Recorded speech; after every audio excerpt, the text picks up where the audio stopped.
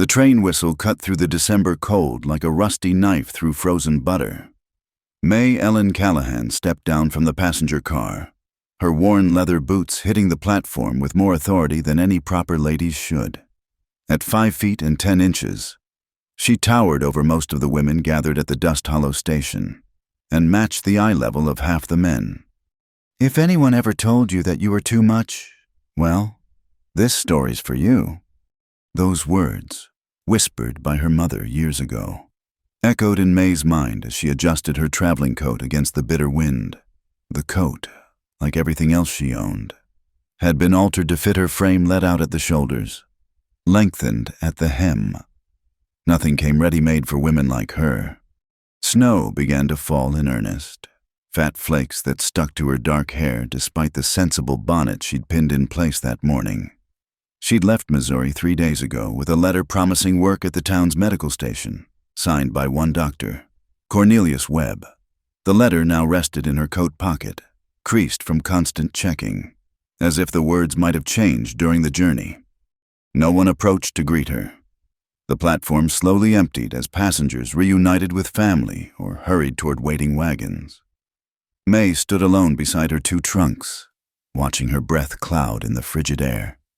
The townspeople who remained cast curious glances her way, some discreet, others openly staring. She'd grown accustomed to such looks over her 26 years, but they still pricked like tiny needles against her skin. "You waitin' for someone, miss?" The voice came from behind. May turned to find a boy of perhaps 12, bundled in an oversized coat that likely belonged to an older brother. Snow had already dusted his cap white. "Dr. Webb," she replied. "He was supposed to meet me." The boy's face scrunched up. "Doc Webb. He's probably at Garrison's, usually is this time of day." Garrison's, May would soon learn, was the local saloon. Her heart sank a little, but she kept her expression neutral. "I see. And the medical station?" "End of Main Street, past the general store. Can't miss it, looks about ready to fall down." The boy grinned, showing a gap where a tooth should be. "You the new nurse?" "Something like that." May fished a penny from her purse. "Would you mind watching my trunks for a moment while I find Dr. Webb?" The boy's eyes lit up at the coin. "Yes, ma'am." May made her way down the platform steps, her long stride carrying her quickly despite the accumulating snow. Main Street stretched before her, a muddy thoroughfare lined with timber frame buildings, their facades weathered to the color of old bones, the general store, the bank, a boarding house with crooked shutters, and there, at the far end, a structure that indeed looked ready to collapse, the medical station. She'd deal with that later. First, she needed to find her employer. Garrison's saloon announced itself with yellow lamplight spilling from grimy windows and the sound of male laughter. May paused at the entrance. No respectable woman entered such establishments alone. But then again, respectable women didn't stand 5'10" in their stockings or arrive in strange towns without proper escort. She pushed through the doors. The laughter died instantly. Every head turned toward her miners with dirt still caked beneath their nails. Cowboys with weather-beaten faces, merchants in their store-bought suits. The smell hit her next tobacco smoke, spilled beer, and the earthier scent of men who bathed infrequently. "I'm looking for Dr. Webb," she announced to the room at large. Silence stretched for a heartbeat. Then 2, finally. Someone in the back corner raised a hand. "That'd be him, miss, though I wouldn't count on much doctoring from him today." May navigated through the tables, aware of every eye tracking her movement. "Doctor."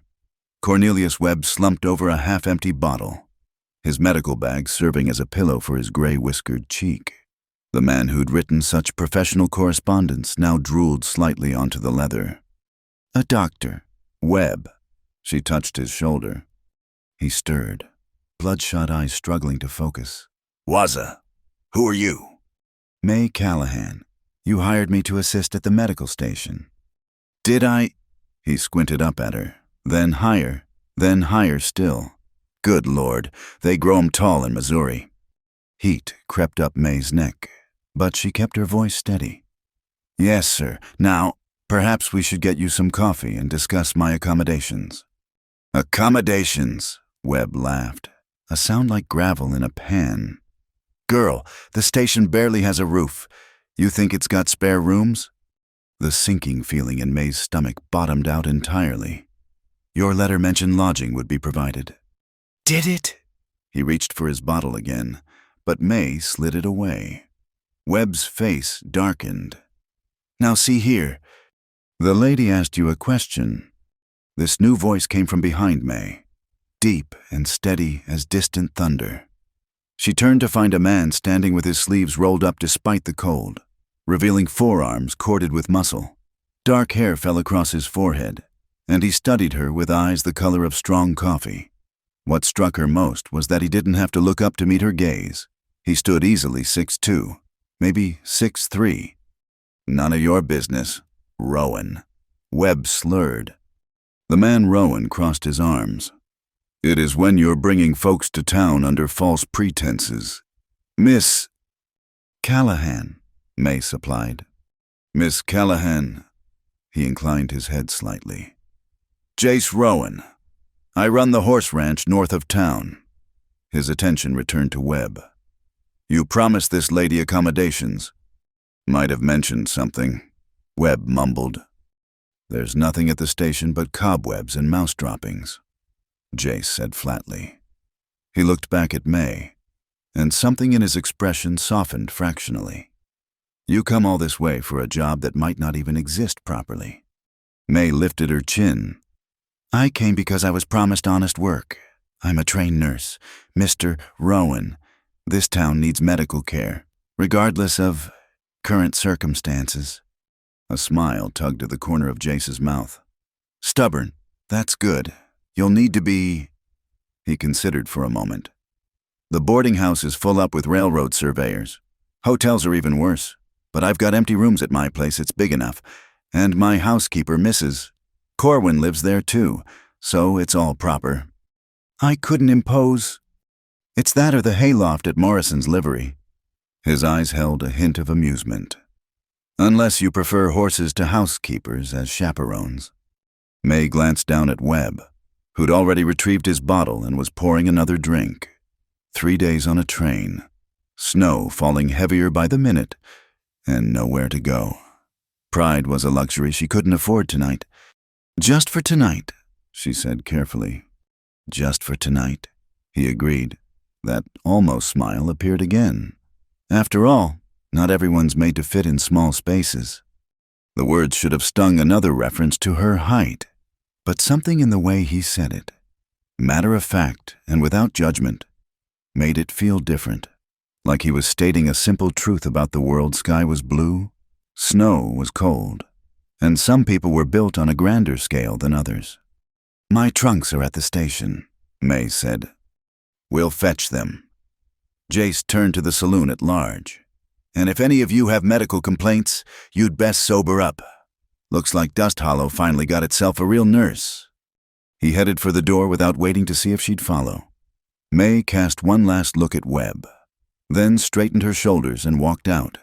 Behind her, the saloon buzz resumed, now with an undercurrent of speculation. Outside, the snow fell heavier.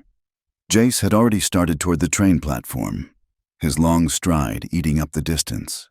May hurried to keep pace, noting with surprise that she didn't have to shorten her steps as she usually did with others. That was kind of you, she said. Practical, he corrected. Town needs medical help. Webb's been useless for months now, and despite what he told you in his letter, the town council's been looking for someone to take over the station properly. Take over. Run it. Live there once it's fixed up. Make something useful of it. He glanced at her. That is, if you're planning to stay past tonight. May thought of Thomas back in Missouri, his face when he'd broken their engagement. You're a fine woman, May, he'd said, but standing next to you makes me feel like half a man. She thought of all the positions she'd applied for, rejected once they saw her in person. Too tall, too forthright, Too much. I might stay, she said quietly, if the town will have me. They reached the platform where the boy still faithfully guarded her trunks. Jace flipped him a nickel, a generous sum that made the child whoop with delight, and hefted one trunk easily. May reached for the other. I can manage, she said when he moved to take it. He studied her for a moment, then nodded. I imagine you can. They loaded the trunks onto his wagon in companionable silence. As Jace helped her up to the bench seat, and she noted he didn't make a production of it, just offered his hand as he would to anyone, he said, Fair warning about Dust Hollow. Folks here gossip like magpies. Drink too much, and half of them will try to cheat you at cards. And the other half? They'll try to marry you. He clicked his tongue at the horses, and the wagon lurched forward. Though in your case, might be less than half. Some men can't handle looking up to a woman. May pulled her coat tighter. I've noticed. Their loss, he said simply, eyes on the snowy road ahead. Not everyone's born to fit through doorways. Doesn't make the doorways right and you wrong. They rode in silence after that. But it was a different kind of silence than May was used to. Not the awkward quiet that fell when people didn't know what to say about her height, or the charged pause before another backhanded compliment. This was just quiet, peaceful. The snow muffled the world, and for the first time in 3 days, maybe 3 months, May felt her shoulders relax. The Rowan Ranch materialized from the white swirl like something from a fairy tale. A 2-story house with warm light glowing from the windows, smoke rising from stone chimneys, barns and outbuildings scattered beyond, the sound of horses nickering in the distance.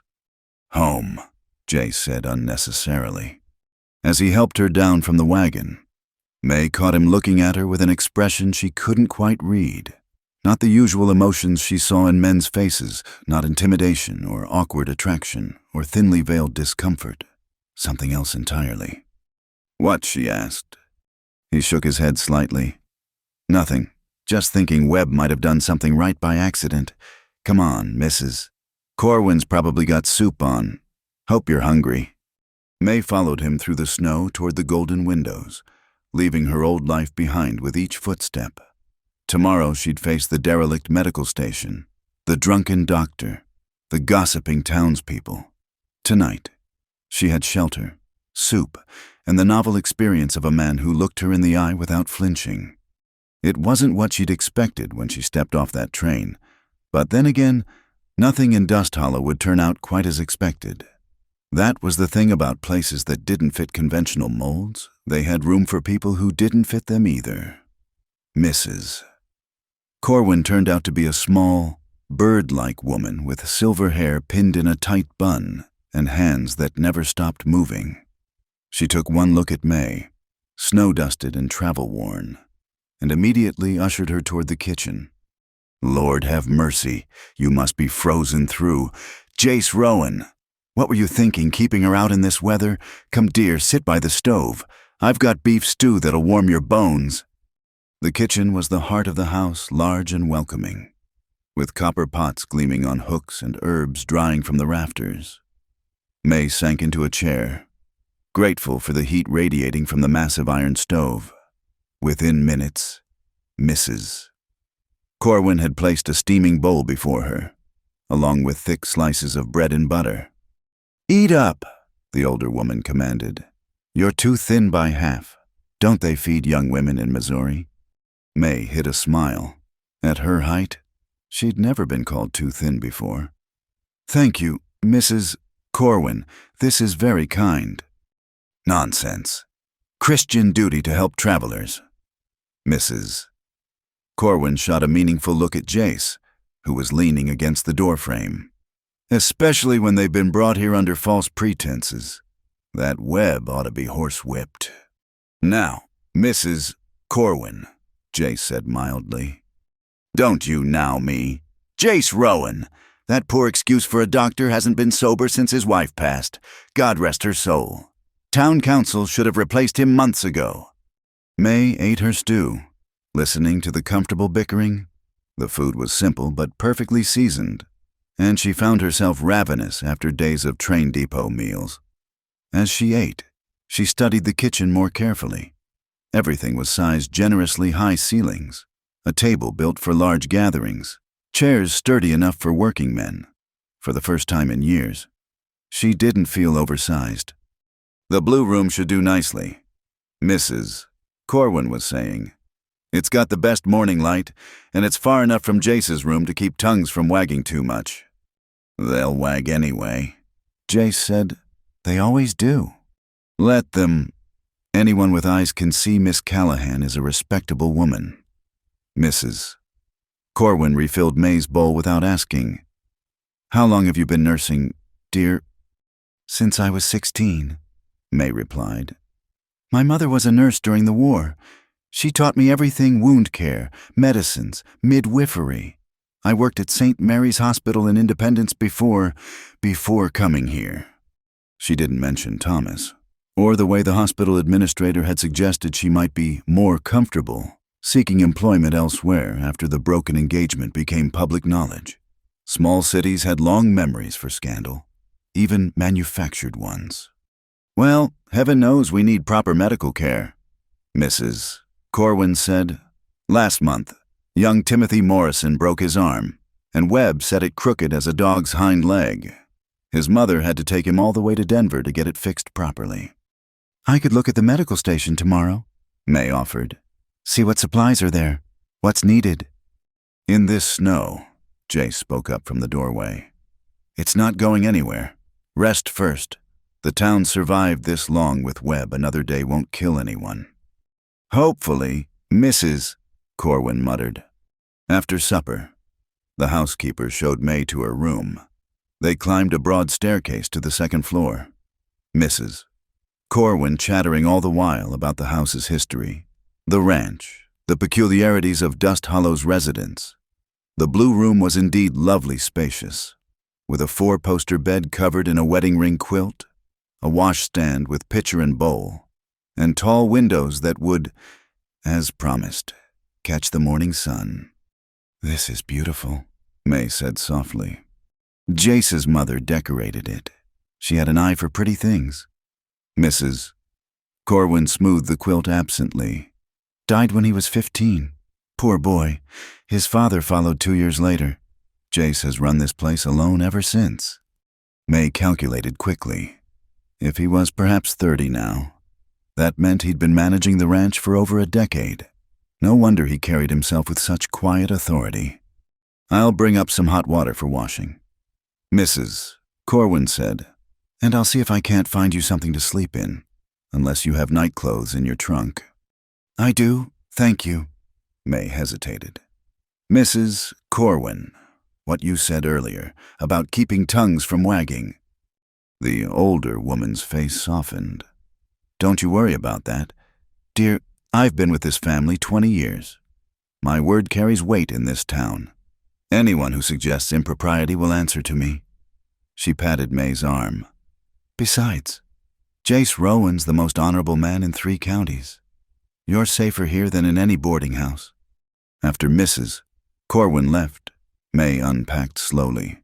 Her possessions looked meager in the spacious room. 2 dresses for everyday wear, 1 good dress for Sundays, her medical supplies, a few books, her mother's silver brush and mirror set.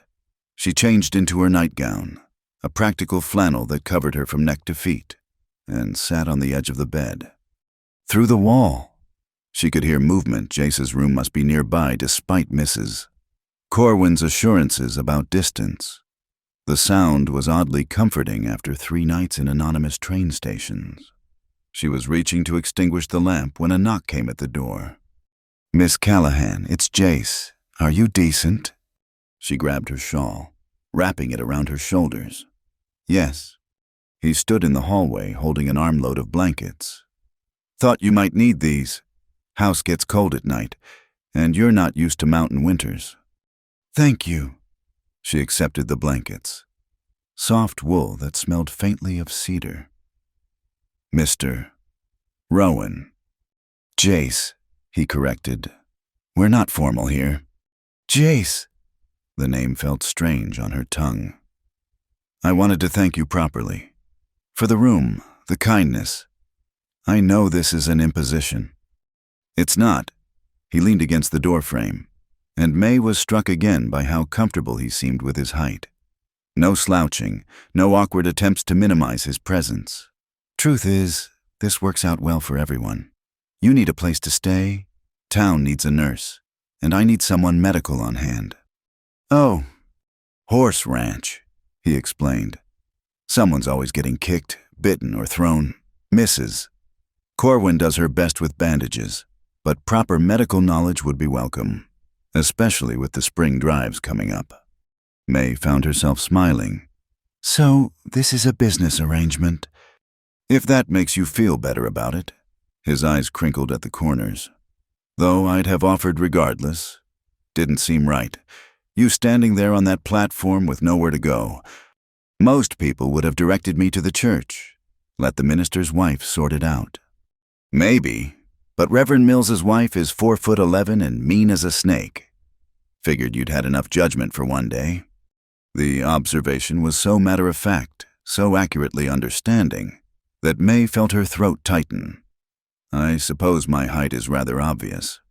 Only to people looking for problems. He straightened from the doorframe. Get some rest. Morning comes early on a ranch. He was halfway down the hall when May called after him. Jace, earlier, when you said I could stay here tonight, I made a joke about it only being for sleep. It was inappropriate. He turned back, and in the lamplight, she could see he was trying not to smile. Miss Callahan, you just found your employer drunk as a lord and your promised accommodations non-existent. If that's the worst thing you said all day, you're a saint. I said I'd swear it was only sleep, May admitted, heat rising in her cheeks. Now he did smile, a full grin that transformed his usually serious face. Well, I've believed in less and been disappointed by more. He touched the brim of an imaginary hat. Good night, Miss Callahan.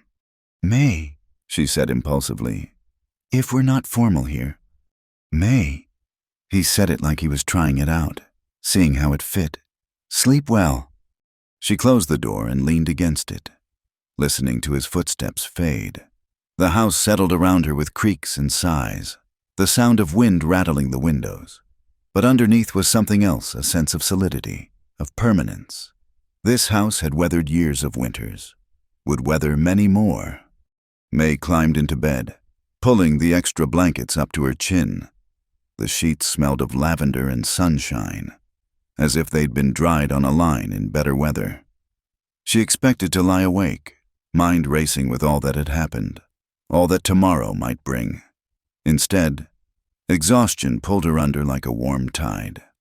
Her last coherent thought was of Jace's smile, and how different it was from Thomas's careful, measured expressions.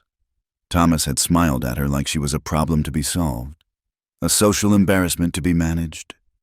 Jace smiled like she'd said something genuinely amusing, like her presence was an unexpected gift rather than a burden.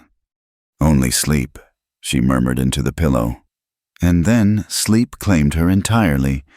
She woke once in the night to the sound of footsteps in the hall, heavy boots trying to be quiet. Through the crack under her door, she saw the glow of a lantern passing.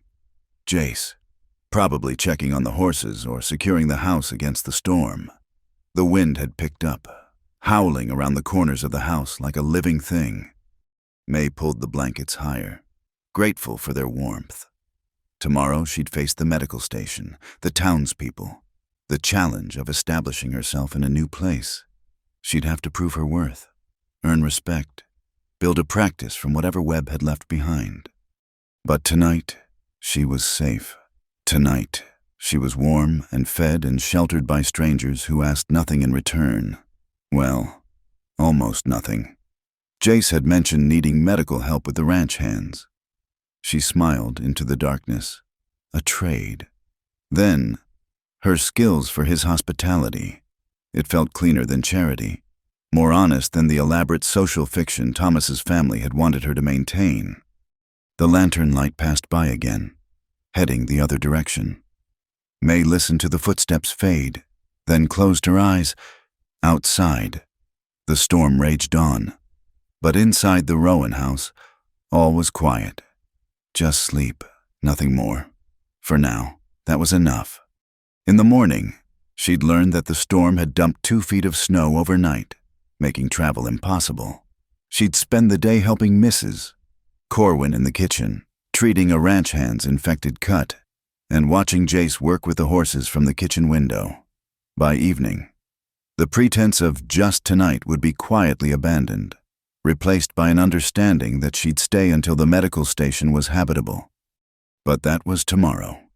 Tonight, May Ellen Callahan slept better than she had in months, in a room that didn't make her feel too large, in a house where her presence was welcomed rather than tolerated. And if she dreamed of anything, it was only of morning light through tall windows and the promise of useful work to be done. The smell of baking bread pulled May from sleep before dawn. She dressed quickly in her practical brown wool, pinned her hair in a simple bun, and made her way downstairs. Mrs. Corwin was already at work, flour dusting her apron like snow. "You're up early, dear." "Hospital habits," May explained, moving to wash her hands. "What can I help with?" Mrs. Corwin's face lit up. "Can you actually cook? Most young ladies these days can barely boil water. My mother insisted, said a woman should be able to feed herself and others, regardless of circumstances. Smart woman. Here, punch down this dough while I start the porridge." They worked in companionable silence as the kitchen warmed. May found comfort in the familiar rhythms, knead and fold, shape and rise. By the time boots stomped on the back porch, they had fresh bread cooling, porridge bubbling, bacon crisping, and coffee strong enough to float a horseshoe. Jace entered with 2 ranch hands, all 3 dusted with snow from morning chores. He stopped short seeing May at the stove. "You don't need to," he began. "I don't work for free room and board," May interrupted calmly, ladling porridge into bowls. "I earn my keep." The taller ranch hand, a weathered man named Samuel, grinned. "Don't argue with her, boss, not when she's holding hot food." The younger hand, barely out of his teens, stared openly at May until Samuel elbowed him. "Mind your manners, Charlie." "Sorry, ma'am, just never seen a lady so." He caught Jace's look and swallowed. Welcome to Dust Hollow."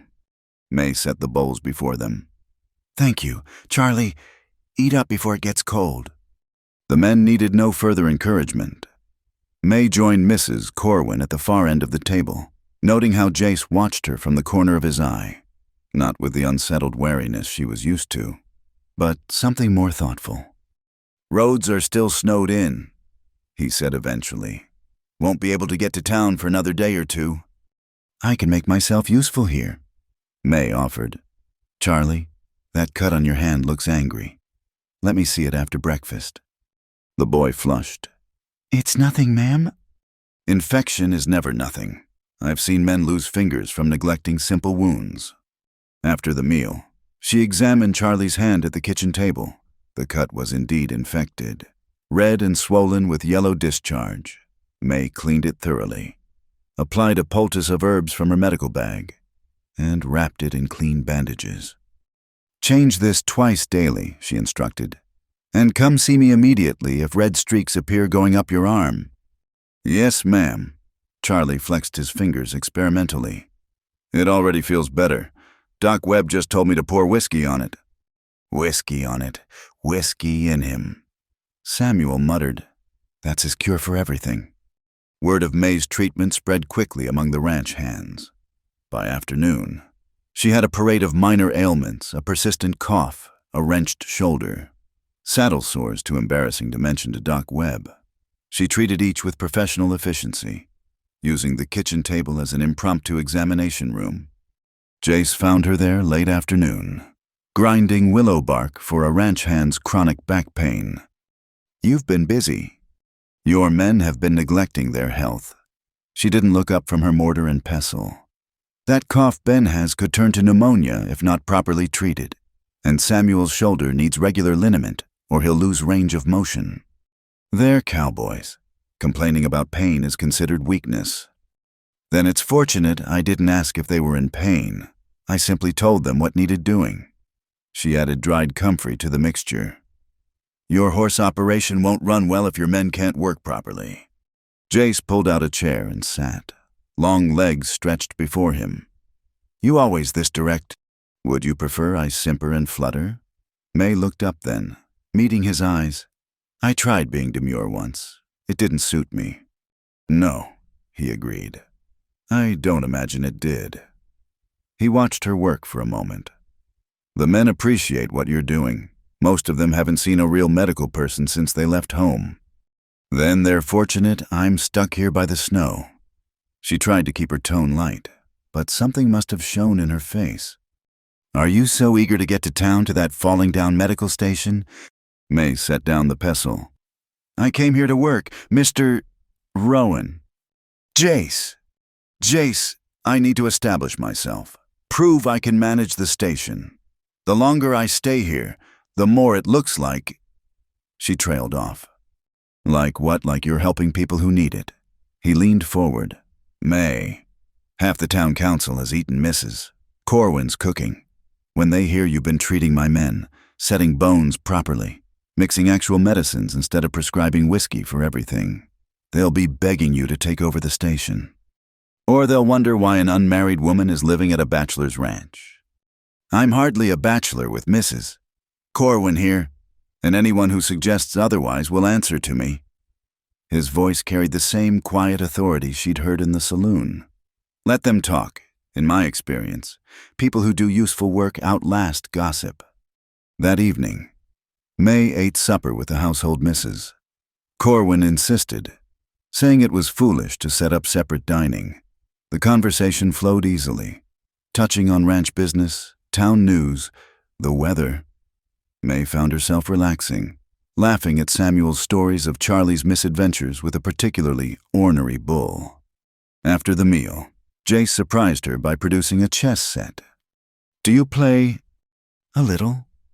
May helped clear the board. My father taught me. They set up the pieces in the parlor while Mrs. Corwin knitted nearby, providing the propriety of a chaperone. May quickly realized Jace played like he did everything else thoughtfully, strategically, without wasted motion. You're good, she said, studying the board after he'd neatly cornered her king. Practice. Winter evenings are long out here. He reset the pieces. Again, they played 3 games.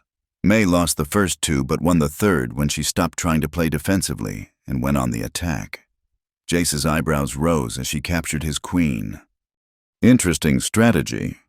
You were expecting me to play it safe. May moved her rook into position. Check. I was. He studied the board, then tipped his king with one finger. I should know better. You don't strike me as someone who plays it safe. Safe got me a broken engagement and pitying looks. The words came out before she could stop them. The parlor went quiet except for the click of Mrs. Corwin's knitting needles. His loss, Jace said simply. Already setting up the next game. Any man who can't appreciate a woman who thinks for herself is a fool. Mrs. Corwin made a sound of agreement. My Harold, God rest his soul, used to say a weak man wants a weak woman, makes him feel stronger by comparison. A strong man wants an equal. Your husband sounds wise, May said softly. He had his moments. Also snored like a freight train and couldn't boil water without burning it. The older woman smiled at the memory. But he never once asked me to be less than I was. They played until the clock struck 9. May won 2 more games. Jace 3. As they put away the pieces, he said, Tomorrow I need to check the fence lines. See what damage the storm did. You could come along if you want. Get out of the house for a bit. May hesitated. Riding out alone with him, even for practical reasons, would fuel exactly the kind of gossip she wanted to avoid. But the thought of fresh air and open sky after days of being confined. I'd like that, she heard herself say. The next morning dawned crystal clear, the kind of sharp winter day that made the snow sparkle like scattered diamonds. May borrowed a divided skirt from Mrs. Corwin altered years ago for the older woman's niece and bundled into her warmest coat. Jace had 2 horses saddled, including a gentle mare named Buttercup, who stood a full 16 hands high. "She's perfect for you," he said, checking the girth. "Tall enough that your feet won't drag. Calm enough not to mind if you're not an experienced rider." "I rode some back home." May stroked the mare's neck, though never astride. "Side saddle's dangerous in snow. You'll be fine." He helped her mount, his hands steady at her waist, then swung onto his own horse with easy grace.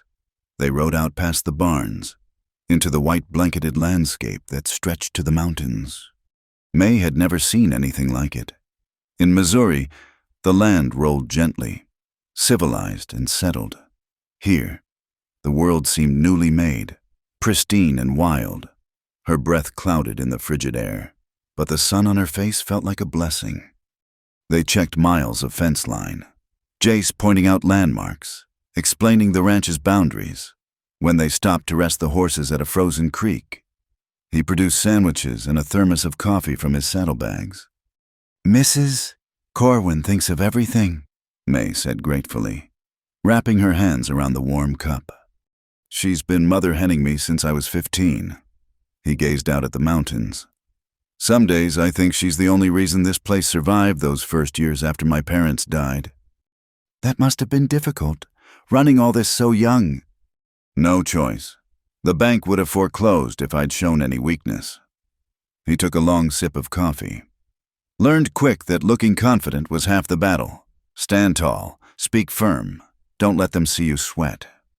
"Good advice for anyone different," May observed.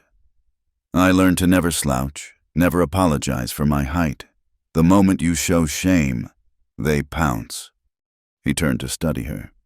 "Is that why you left Missouri too much pouncing?" May considered how much to reveal, but here, in this vast space with only the horses as witnesses, truth seemed easier. "I was engaged, Thomas Fletcher, from a good family. We'd known each other since childhood. I thought he saw me as myself, not just my height." She laughed bitterly. "But once the ring was on my finger, things changed. He wanted me to hunch at parties, wear lower heels, stand behind him in photographs. Said it was for my own comfort, but really he was a coward." Jace finished. "His mother was worse. Constant suggestions about how I could minimize my unfortunate stature, as if I was a problem to be solved rather than a person to be loved." May set down her cup. "When I finally refused to attend a party because he'd explicitly asked me to try not to tower over his business associates, he broke the engagement, said I was being selfish, not considering his feelings." "And everyone took his side?" "Of course. Poor Thomas. Saddled with such an unnatural woman. The hospital where I worked suddenly found my position redundant. My landlady discovered she needed the room for her nephew. Amazing how quickly you become a pariah." Jace was quiet for a long moment. Then, "Their loss. Thomas sounds like the kind of man who'd complain the mountains are too tall and the sky's too wide." Despite everything, May found herself smiling. "That's one way to put it." "Only way I see it." He packed away the thermos. "We should head back. Don't want you catching cold your first week here." They rode back in comfortable silence, the horses picking their way carefully through the snow. As the ranch buildings came into view, May felt something settle in her chest. Not quite belonging, not yet, but the possibility of it. That evening, as she helped serve supper to a table full of hungry cowboys, not one of them commented on her height or suggested she was anything other than exactly where she should be. Charlie proudly showed off his healing hand. Ben reported his cough was improving with her medicine, and Samuel challenged her to an arm wrestling match that had everyone laughing. "Don't do it, Miss May," Charlie warned. "Samuel's got arms like tree trunks." "Another time," May promised, ladling out more stew. "When I haven't spent the day learning to ride astride." "You went riding," Samuel perked up. "Boss must trust you. He doesn't let just anyone near his horses." Jace, who'd been quiet most of the meal, said mildly. Miss Callahan needed to see the land. Hard to understand a place from inside 4 walls. It was a perfectly reasonable explanation, delivered in a tone that brooked no further discussion. The men returned to their food, but May caught Mrs. Corwin hiding a smile behind her coffee cup. Later, as May prepared for bed, she reflected on the day. She'd ridden astride for the first time, seen country that took her breath away, and shared her shameful history with a man who dismissed Thomas with the same ease most people dismissed a fly. Not everyone's born to fit through doorways. Jace had said that first night, today, riding beside him across that vast landscape. She'd felt what it meant to stop trying to fit at all. The church bell rang out across Dust Hollow, calling the faithful to the winter dance. May stood before the mirror in her room, smoothing the blue silk dress she'd carefully pressed that afternoon. It was 2 weeks since her arrival, and the medical station was finally taking shape, cleaned, organized, and stocked with supplies ordered from Denver. Tonight was her first real social event as the town's new nurse. "You look lovely, dear," Mrs. Corwin said from the doorway. "That color brings out your eyes." "I look tall," May said ruefully, adjusting the modest neckline. "You look like a woman who knows her own worth. Come, Jace is bringing the buggy around." Downstairs, Jace waited in his Sunday best black wool suit, string tie, boots polished to a high shine. He'd shaved carefully, and his usually unruly hair was combed back. When he saw May, something flickered in his eyes before he schooled his expression. "Ready," was all he said. But May caught him looking again as he helped her into the buggy. The church hall glowed with lantern light, festooned with pine garlands and red ribbons. Half the town had already gathered, the sound of fiddle and piano spilling out into the cold night. May felt the familiar tightness in her chest as they entered that moment when all eyes turned. Conversations paused. Assessments were made. "Chin up," Jace murmured beside her. "You've sewn up half these men's wounds by now. They've got no cause to judge." He was right. Several ranch hands called out greetings, and Mrs. Morrison hurried over to thank May again for properly setting her son's arm. The boy himself showed off his healing limb to anyone who'd look, praising Miss May's magic hands. Still, May felt the whispers following her progress through the room. She caught fragments even taller than I heard. "Living out at the Rowan place. What kind of woman?" And the inevitable, "No wonder she's not married." She was finding a quiet corner when the crowd parted, revealing a face she'd hoped never to see again. Thomas Fletcher stood near the punch bowl, looking as perfectly groomed and precisely sized as ever. Beside him was a petite blonde woman who barely reached his shoulder. May's stomach dropped. Of all the places, of all the times. "May?" Thomas's voice carried that exact note of surprise and discomfort she remembered. "What are you doing here?" "Working," she managed. "I'm the new nurse. What brings you to Colorado?" "Railroad business. Surveying for new routes."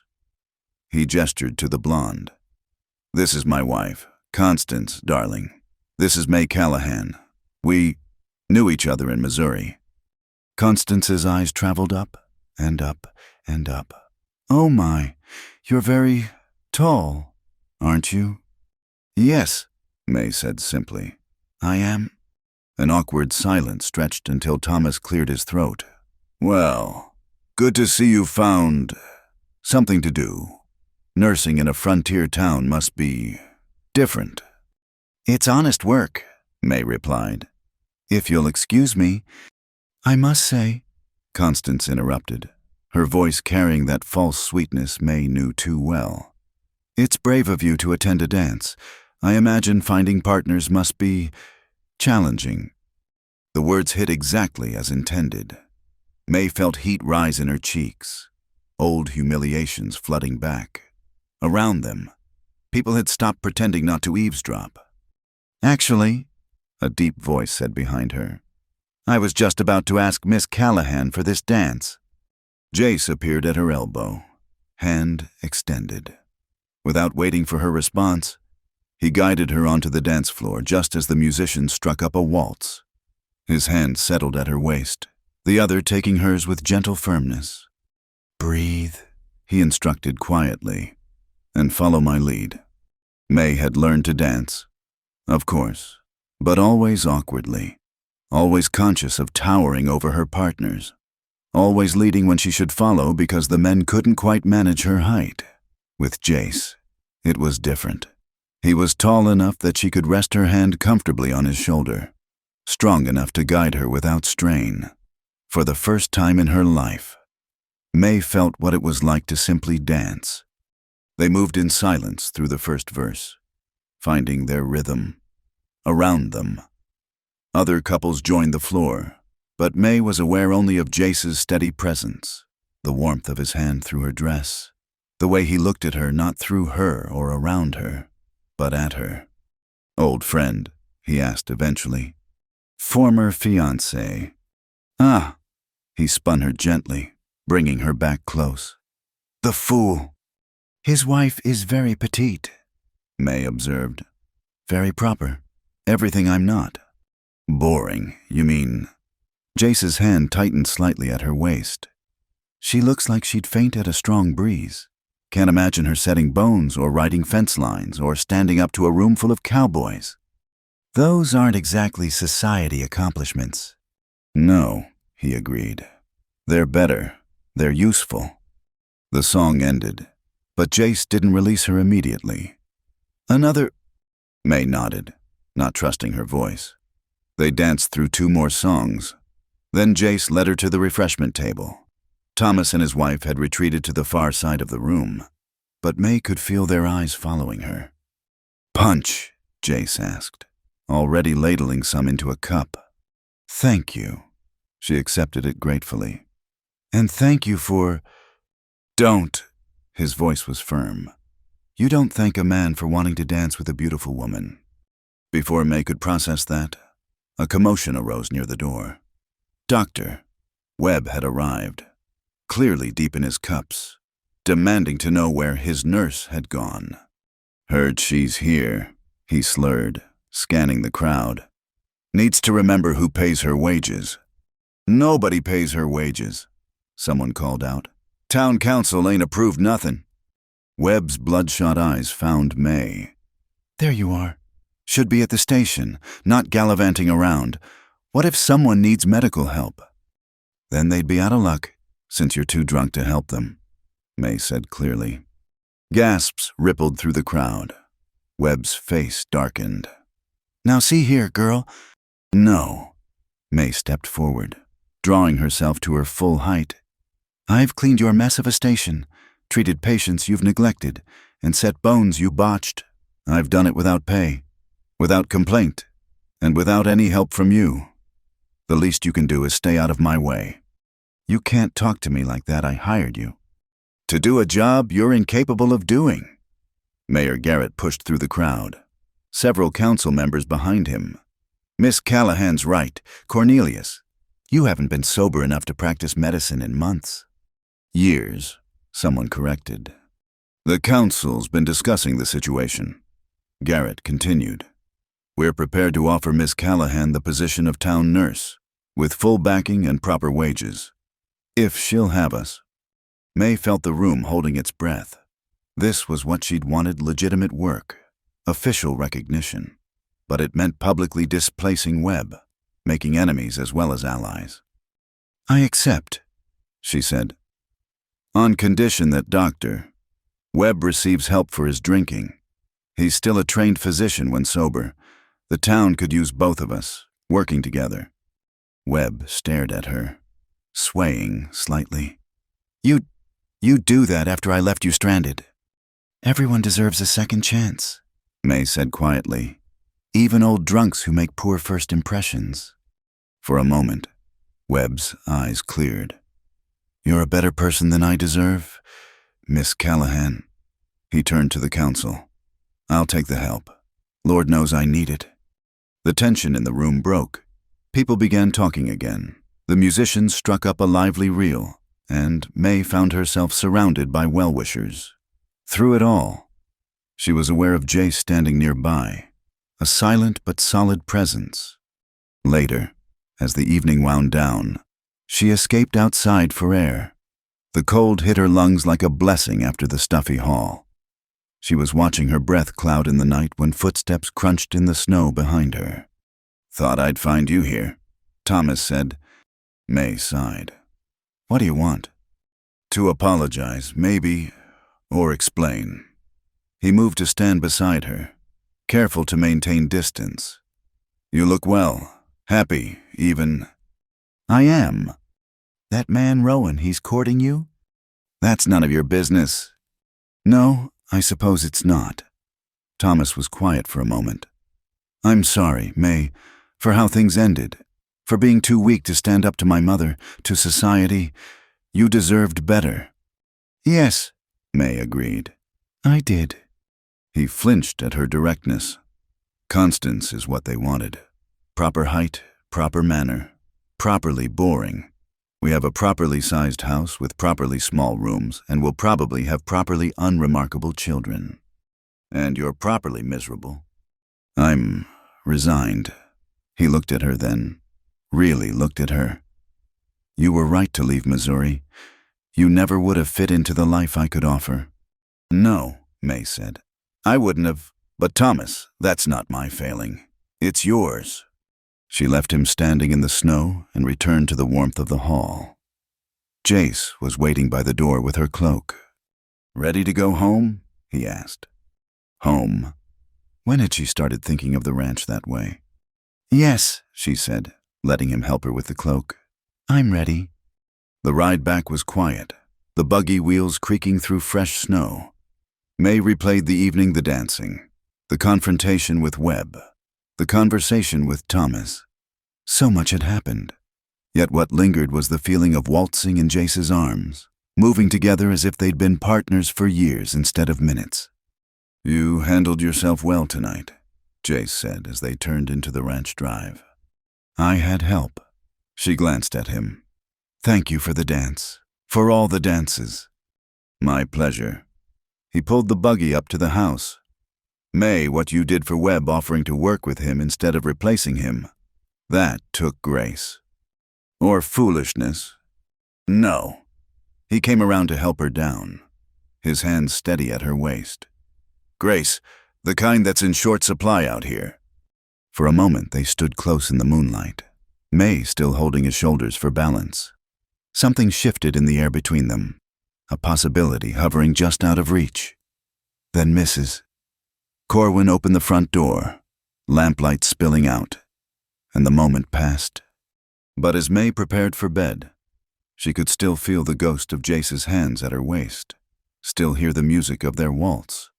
Tomorrow she'd return to work. Officially now. There would be challenges Webb to manage, townspeople to win over, Thomas's presence to endure. Tonight, though, she'd danced without ducking her head. She'd stood tall before the whole town and claimed her place, and a man who made her feel not too tall but just right had called her beautiful. May smiled into the darkness. Let them gossip. Let them whisper about the too-tall nurse and the rancher who danced with her 3 times. She'd spent too many years making herself smaller for other people's comfort.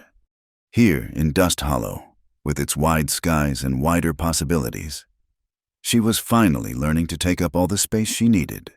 The afternoon sun slanted through the medical station windows, illuminating dust motes and the fresh coat of whitewash May had applied the week before. She was inventorying supplies when the door burst open, bringing with it a gust of cold air and Thomas Fletcher. "We need to talk," he announced without preamble.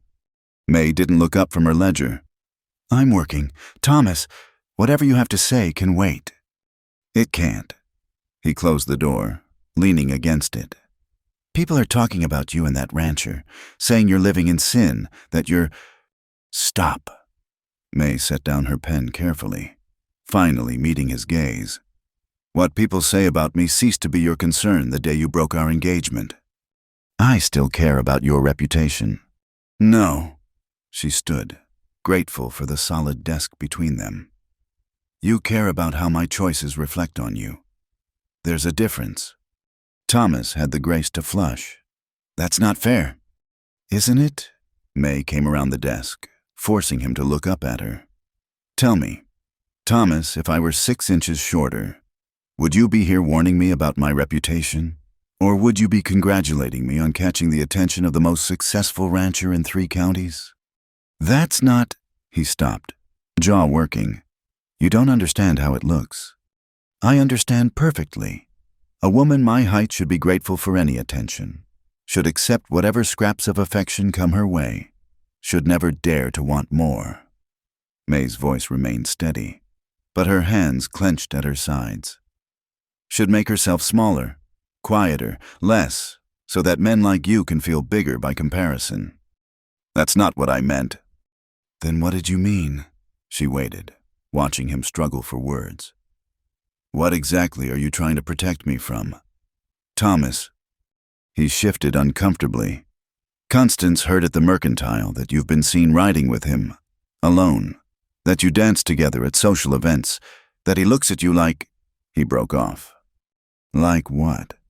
"Like you're not too tall," Thomas said quietly. "Like you're not too much, like you're exactly what he wants." The words hung in the air between them. May felt something shift in her chest, a loosening of old hurts. "And that bothers you," she said, not a question. "It should have been me." The admission seemed torn from him. "I should have been the one to look at you that way, but I was too worried about what everyone else would think." May returned to her desk. "Yes, I know. And now you're married to someone the perfect height.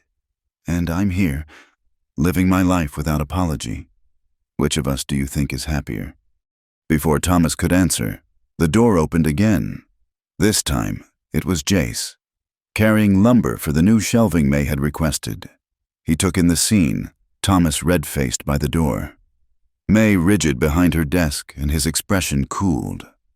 "Am I interrupting?" His tone was polite, but May heard the edge beneath. "Mr. Fletcher was just leaving," May said firmly. Thomas straightened his coat. "We're not finished." "Yes," May cut him off. We've been finished since the day you asked me to hunch at the Morrison wedding so I wouldn't appear taller than you in photographs." Jace set down the lumber with deliberate calm, then positioned himself not between them exactly, but close enough to May that his presence was unmistakable. Thomas's face darkened. "I see how it is." He yanked open the door. "Don't say I didn't warn you. May, when this all falls apart, then it will be my mistake to make." May finished. "Goodbye, Thomas." He left, slamming the door hard enough to rattle the new windows. May sank into her chair, suddenly exhausted. "You all right?" Jace asked after a moment. "Fine, just tired of being warned about my own life." She looked up at him. "Did you need something? Or did you really come to deliver lumber?" "Both." He pulled a folded paper from his pocket. "Telegram came for you at the post office. Simmons asked me to bring it since I was heading this way." May's hand trembled slightly as she took it. Telegrams rarely brought good news. She unfolded it, read the brief message, and all the color drained from her face. "May," Jace moved closer, concern evident. "What is it?" "My aunt in St. Louis." Her voice sounded distant to her own ears. "She's died. Left me her house and a small inheritance." "I'm sorry for your loss. We weren't close. She disapproved of my mother marrying beneath her station. Disapproved of me even more." May stared at the telegram. "But she had no other family. The lawyer says I need to come settle the estate." "When will you leave?" Something in his tone made her look up. His face was carefully neutral, but she saw the tension in his shoulders. I don't know that I will." "It's an inheritance. May, a house, security." He moved to the window, looking out at the muddy street. "The kind of opportunity you can't pass up." "Is that what you think, that I just leave?" Hurt crept into her voice. "That a house in St. Louis is worth more than the life I'm building here?" "I think," Jace said slowly, that you'd be a fool not to consider it. This is a hard life. May, frontier towns, harsh winters, never enough supplies or money. You could have comfort back east, respectability. I had respectability in Missouri. It came with conditions: be smaller, be quieter, be less. She stood, crumpling the telegram. Here I have work that matters, patients who need me. I have... She stopped, uncertain how to finish. What? He turned from the window. What do you have here? The question hung between them, weighted with more than words. May thought of their morning rides, checking fence lines and talking about everything and nothing. Evening chess games by the fire. The way he smiled when she beat him, like her victories pleased him as much as his own.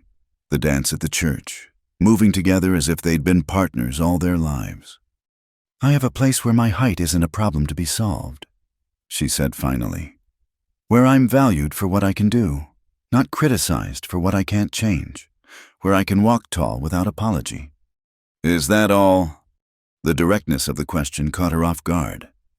Jace had moved closer, and May found herself looking up at him, a rare experience that still surprised her.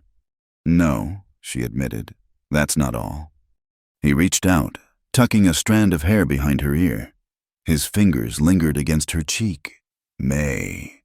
The door burst open for the third time that afternoon. Charlie rushed in, face flushed with panic. Miss May, it's Samuel, his horse spooked. Threw him hard. His leg. It's bad. The moment shattered. May grabbed her medical bag, already moving. Where is he? By the North Corral. We didn't want to move him. Good. Jace, I'll need splints, bandages, and someone to hold him steady.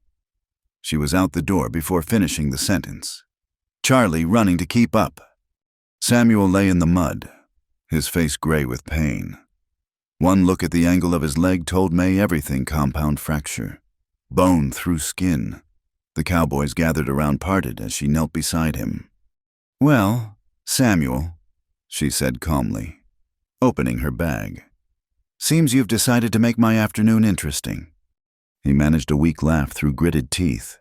Sorry, miss. Don't apologize, just try to stay still. She looked up at the assembled men. I need hot water, clean cloths, and laudanum from the medical station. Charlie, fetch doctor. Webb, tell him it's urgent. The rest of you, give us space to work. Jace appeared with the splints, without being asked. He knelt on Samuel's other side, ready to assist. May met his eyes briefly later. That look promised, then focused on her patient. What followed was an hour of careful, painful work. Webb arrived, sober for once, and together they cleaned the wound, set the bone, and immobilized the leg. Samuel passed out twice from pain, which May counted as a mercy. Through it all, Jace remained steady, following her instructions without question, his strength invaluable when they needed to align the bone. Finally, with Samuel stable and dosed with laudanum, they transferred him to a wagon for transport to the medical station. May would need to monitor him closely for infection, the greatest danger with compound fractures.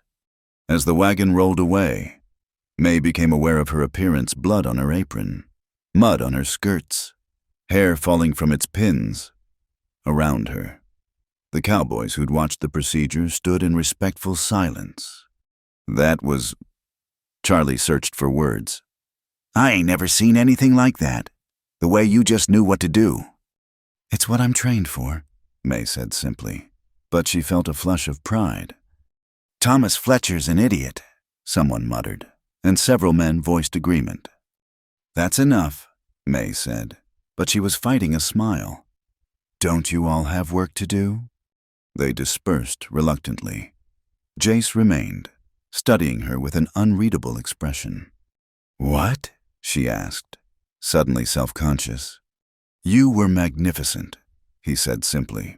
The way you took charge, stayed calm. Samuel owes you his leg, maybe his life. I had help. She gestured at his blood-stained shirt. Thank you. May. He stepped closer. About before. What we were discussing. The inheritance. She'd almost forgotten in the crisis. I suppose I should wire the lawyer. Let him know. That you'll come settle the estate? She heard the question beneath the question. That I'll need someone to handle it for me, because I'm needed here. She met his eyes steadily. My life is here now. Jace, my work, my purpose, my people. Your people, he repeated softly. Am I included in that category? You know you are. He smiled then, the full, transformative smile she'd first seen over a chessboard. Good, because I'd hate to have to follow you to St. Louis. I hear it's terrible for ranching. Despite everything, the blood, the mud, the emotional upheaval of the afternoon, May laughed. Terrible. All those buildings and people, hardly any room for horses. Or tall women who know their own minds. Jace added, No, you belong here. May Ellen Callahan, under big skies, where there's room to breathe, room to be myself. All of yourself, he agreed, every glorious inch. Later, May would wire St. Louis with instructions to sell the house, donate the furnishings to charity, and send the proceeds to help fund the medical station. She would spend the night monitoring Samuel, changing his dressings and fighting the fever that inevitably came. She would face Thomas one more time before he left town, and this time she would feel only pity for the small life he'd chosen. But for now, she stood in the muddy yard with Jace Rowan, blood on her hands and purpose in her heart, and knew with absolute certainty that she was exactly where she belonged, not despite her height or in spite of what others thought, but because she'd found a place big enough to hold all of who she was. I should get to the station, she said finally. Samuel needs watching. I'll bring supper by later, Jace offered. Mrs. Corwin will insist. I'd like that. As she walked back to the medical station, May felt the weight of the telegram in her pocket. An inheritance, a house, the security she'd once craved, all waiting in St. Louis. But what was that compared to work that mattered to patients who needed her, to a man who saw her not as too much, but as exactly enough? Thomas had been right about one thing. Jace did look at her like she was exactly what he wanted. The difference was, she'd finally learned to want herself the same way. The storm came without warning on a clear March morning. May was at the medical station, checking Samuel's healing leg, when Charlie burst through the door, eyes wild with panic. It's the boss, he gasped. Avalanche in Devil's Canyon. Half the herd got spooked, ran straight into the narrow part. He went after them and... May was already grabbing her medical bag. How bad? Bad, real bad.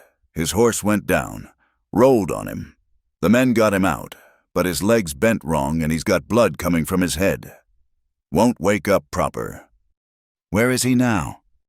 They're bringing him down slow as they can, but it's a 2-hour ride in good weather, and the snow's starting again.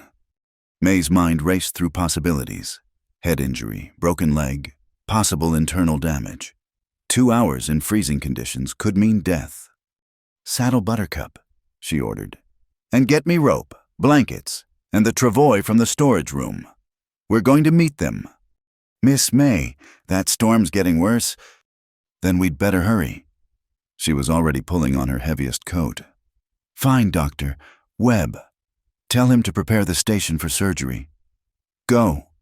Charlie ran. May gathered additional supplies, laudanum, splinting materials, extra bandages. Her hands were steady, but her heart raced. Jace, who seemed invincible, who moved through the world with such quiet strength, the thought of him broken and bleeding made her stomach clench. Within minutes, she was mounted and riding hard toward Devil's Canyon. The wind had picked up, driving snow into her face. Buttercup, usually placid, snorted nervously as they navigated the increasingly treacherous path. May had been riding for an hour when she spotted them. A group of men moving slowly down the mountain path, a makeshift litter suspended between 2 horses. She urged Buttercup forward, fighting through wind that threatened to tear her from the saddle. Thank God! Someone shouted. She recognized Bill Morrison. one of the senior hands. "He's getting worse. Miss May. Keeps mumbling but won't wake proper." May dismounted, immediately kneeling beside the litter. Jace lay unconscious, his face gray beneath the blood from a gash on his temple. His right leg was indeed bent at an unnatural angle, and his breathing seemed labored. "Help me get him stable," she commanded, her professional calm overriding her personal terror. "Bill, I need you to keep his head still while I examine him." Her hands moved efficiently, checking pupils, testing reflexes, carefully palpating his ribs and abdomen. The head wound was concerning but not immediately life-threatening. The leg was broken in 2 places, but it was the careful examination of his ribs that made her breath catch at least 3 were broken, and his breathing suggested possible lung involvement. "We need to move faster," she said, "but carefully. If those broken ribs shift, they could puncture a lung." "Storm's getting worse," Bill said. "Don't know if we can make it back to town." May looked around, assessing their options. Then she remembered the old line shack, Brewster's place. "How far?" "Maybe a mile, little more." "That's where we go. It's got walls and a fireplace. I can work there." She began securing Jace more firmly to the litter. "Someone ride ahead. Get a fire going. The rest of you. We move steady but quick." The mile to the line shack felt like 10. The storm had become a blizzard. Snow so thick May could barely see Buttercup's ears. She walked beside the litter, one hand on Jace's chest to monitor his breathing, speaking to him constantly. "Don't you dare!" she told him fiercely. "Don't you dare leave me now. Not when I've finally found where I belong. Not when we haven't had our conversation about what I have here. You hear me, Jace Rowan. You stay with me." He stirred slightly, lips moving. She leaned close to hear. "Too tall," he mumbled. Despite everything, May felt tears sting her eyes. "That's right. I'm too tall, too stubborn, and too much, and you're going to wake up and tell me that's exactly what you want. Remember?" The line shack materialized through the snow like a miracle.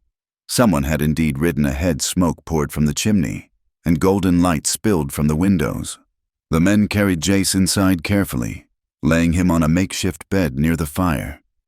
"All right," May said, stripping off her wet coat. "I need hot water, clean cloth, and better light. Bill, you'll help me set his leg. Charlie, keep everyone else back. This is going to be difficult." What followed was the longest hour of May's life, working by lamplight in primitive conditions. She cleaned and stitched the head wound, carefully bound his ribs. And then came the hardest part, setting the badly broken leg. It took 3 men to hold him steady while she aligned the bones, Jace screaming through his unconsciousness as she worked. "That's it," she murmured, splinting the leg carefully. "That's the worst of it. You're going to be all right. You have to be." She dosed him with laudanum for the pain, then settled beside him to wait. The storm raged outside, trapping them in the small shack. The men took turns keeping the fire fed and the horses sheltered as best they could. May never left Jace's side. He drifted in and out of consciousness through the night. Sometimes he recognized her. Sometimes he called for his mother. Dead these 15 years. Once he gripped her hand and said clearly, "Should have told you at the dance. Should have said—" "Said what?" May asked softly. But he was gone again, lost in fevered dreams. The second night was the worst. His fever spiked dangerously, and May found herself bargaining with God, with fate, with whatever powers might listen. She bathed his face with snow-cooled water, forced willow bark tea between his lips, and talked to him constantly. "I turned down the inheritance," she told him. "Wired St. Louis yesterday morning. Told them to sell everything. Do you know why? Because you were right, I have something here. I have work that matters. People who see me for who I am. I have you, Jace, even if you're too stubborn to say it outright. So you can't leave me now. It wouldn't be fair." Dawn of the 3rd day brought 2 miracles. The storm broke. and Jace's fever followed suit. He woke properly for the first time, eyes focusing on May's exhausted face. "You look terrible," he rasped. "You're one to talk." Relief made her voice sharp. "Chasing cattle into an avalanche zone. What were you thinking?" "Wasn't—" He tried to shift and gasped at the pain. "How bad—" "Broken leg, broken ribs, concussion.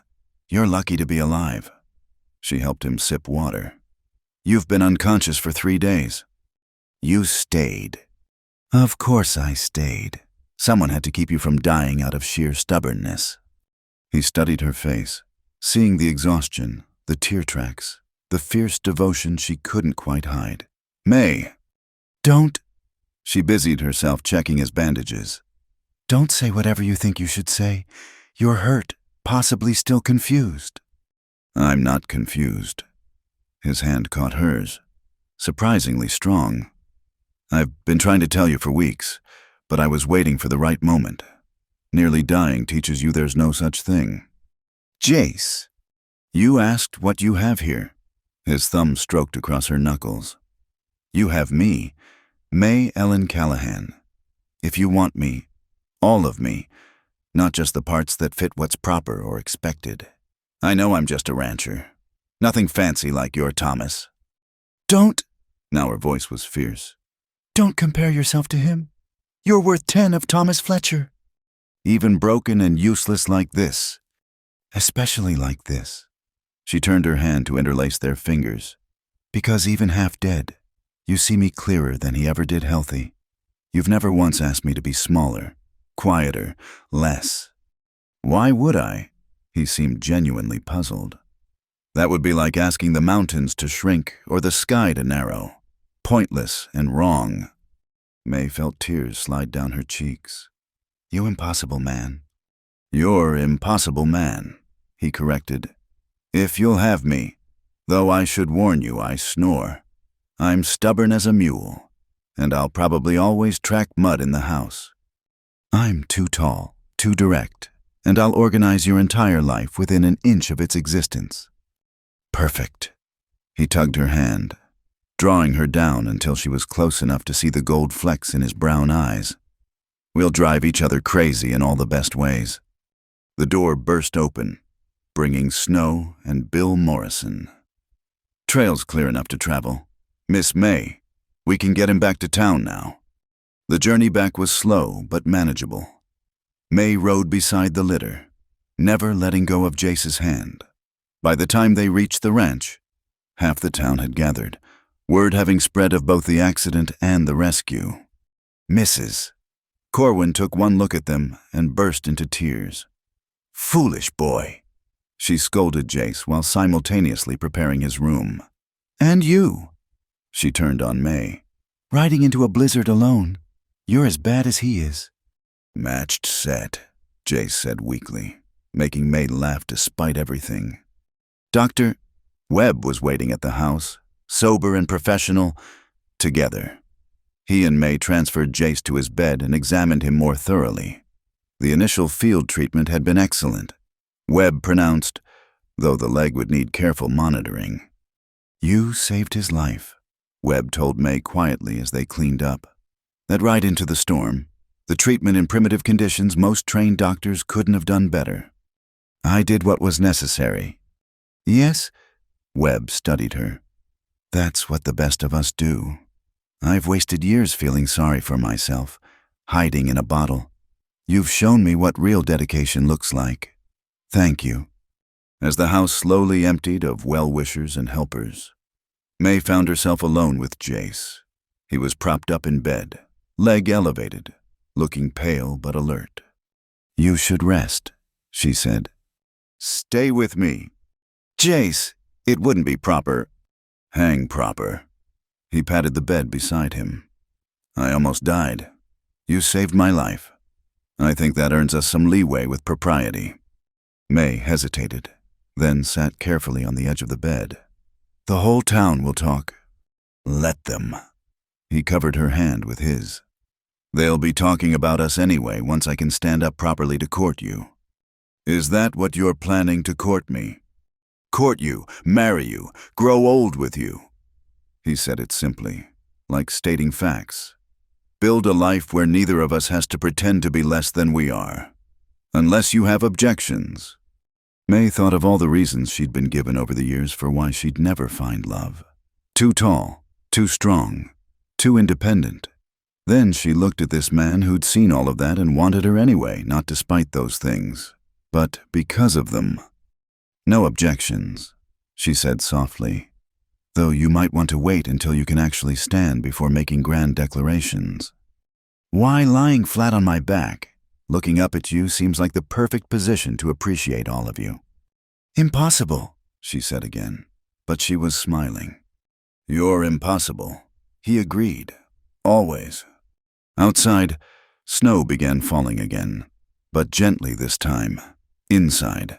The fire crackled warmly, and May sat beside the man who'd nearly died rather than lose his herd, who'd survived because she'd ridden into a blizzard to save him. Soon she'd have to check his bandages, dose him with medicine, return to the medical station. But for now, she simply sat with him, their hands linked. Two people who'd found in each other the space to be exactly who they were. No apologies, no alterations, no making themselves smaller for the comfort of others. Just May and Jace, building something larger than either could manage alone. The days settled into a rhythm that felt both new and inevitable. May would rise before dawn at the ranch, help Mrs. Corwin with breakfast, check Jace's injuries, then ride to the medical station for her morning patients. Afternoon, she'd return to change his dressings and monitor his progress. Evenings found her reading to him by lamplight or playing chess on a board balanced carefully on the bed. The town, predictably, buzzed with gossip. Living there bold as brass. Mrs. Henderson whispered at the general store. What kind of woman? The kind who saved his life. Mrs. Morrison interrupted firmly. My Timothy's arm healed straight because of her. I won't hear a word against May Callahan. Still, May felt the weight of eyes following her, heard the whispers that stopped when she entered rooms. She kept her chin high and her stride steady, but some days the judgment wore heavy. You're quieter than usual, Jace observed one evening.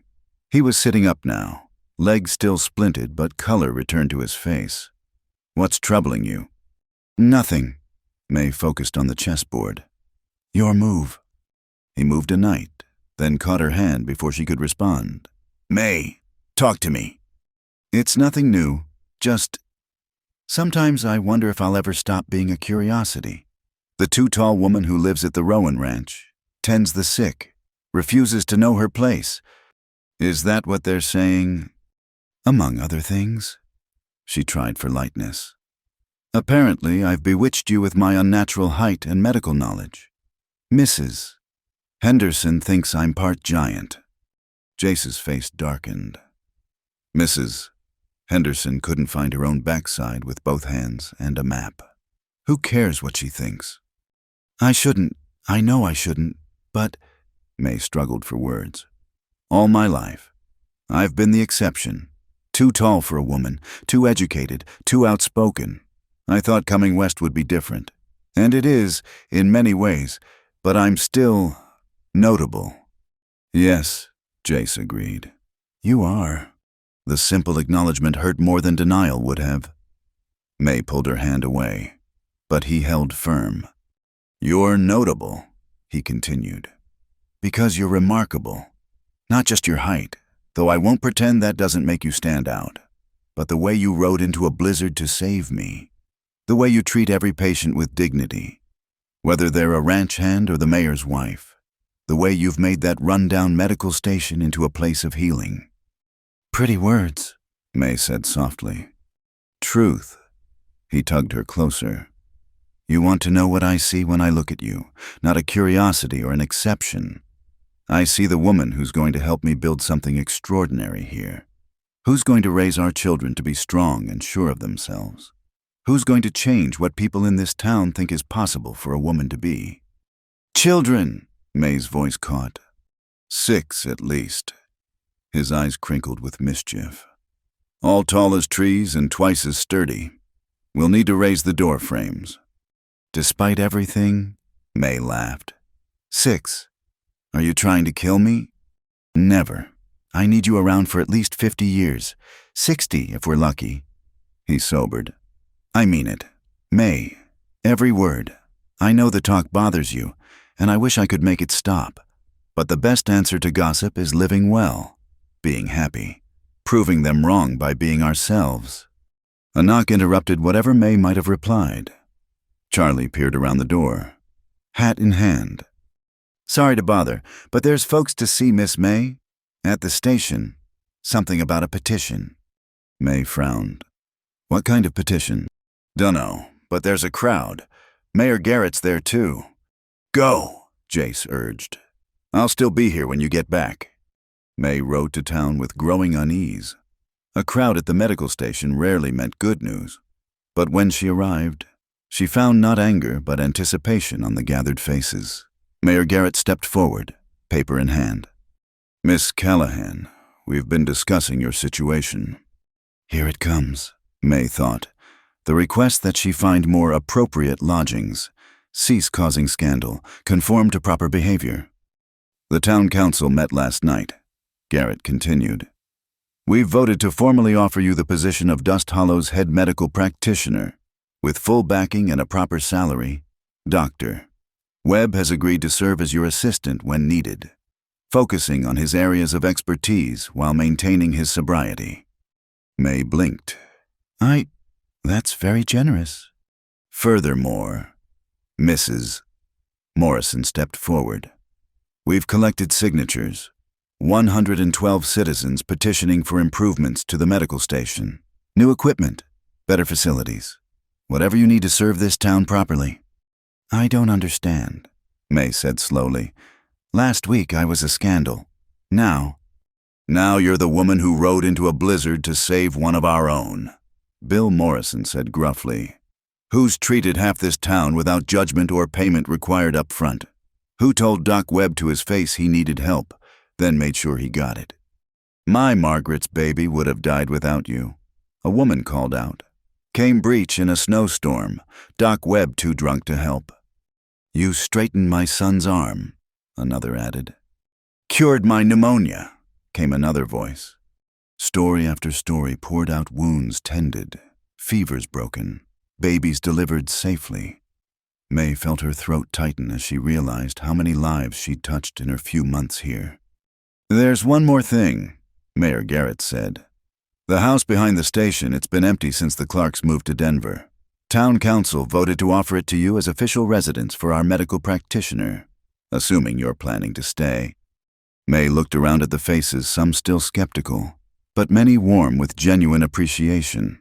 These people who'd whispered about her, judged her, were now offering her not just work, but a home, a place, a future. I'm staying, she said firmly. This is my home now. Cheers erupted. People pressed forward to shake her hand. Share more stories. Promise support. Through the crowd, May spotted a familiar figure at the back, Thomas Fletcher, watching with an expression she couldn't read. Later, after the crowd dispersed and she toured the little house that would be hers, Thomas approached. Congratulations, he said simply. You've found your place. It found me. I think. May studied him. You're leaving soon. Tomorrow. Railroad's moving on to Wyoming. He paused. Constance left me. I'm sorry. Don't be. She was right to. I married her because she fit the image I thought I needed. Just like I broke our engagement because you didn't. I've been trying to force life into shapes it doesn't want to take. And now, Thomas shrugged. Now I move on. Try to do better. He met her eyes. That rancher of yours, he sees you properly. Don't let him get away. I won't, May promised. They parted without touching. Two people who'd once planned a life together now heading in completely different directions. May felt no regret, only a sort of distant compassion for the man still trying to figure out who he was. Back at the ranch, she found Jace trying to stand with Bill's help. You shouldn't be up yet, she scolded. Had to see if I could. He grinned, balancing on his good leg. Can't court a woman properly from bed. You've been courting me from bed for 2 weeks. Doesn't count. No flowers, no calling cards, no proper walks. He hopped to a chair, clearly pleased with himself. Though I did hear about your triumph in town. Head medical practitioner. Is it? With a house, May added. Right behind the station. 2 bedrooms, a good kitchen, small parlor. Needs work, but you're already planning where everything will go. Jace finished. I can see it in your eyes. Where the medicine cabinet will sit. Which room for examining patients. Where you'll put your mother's rocking chair. Am I that obvious? Only to someone paying attention. His expression grew serious. May, about the house. I need you to know the offer I'm making. It's not dependent on where you live. I want to court you whether you're here or in town. Want to marry you either way. But I'm hoping when the time comes, you'll want to make this ranch your home. Our home. He gestured around the room. It's big enough for both our work. Near enough to town for you to keep the practice. And those 6 children are going to need room to run. Still set on 6. Negotiable, but no less than 4. May laughed, crossing to where he sat, without overthinking it. She bent and kissed his forehead, right above the healing scar. We'll discuss numbers later.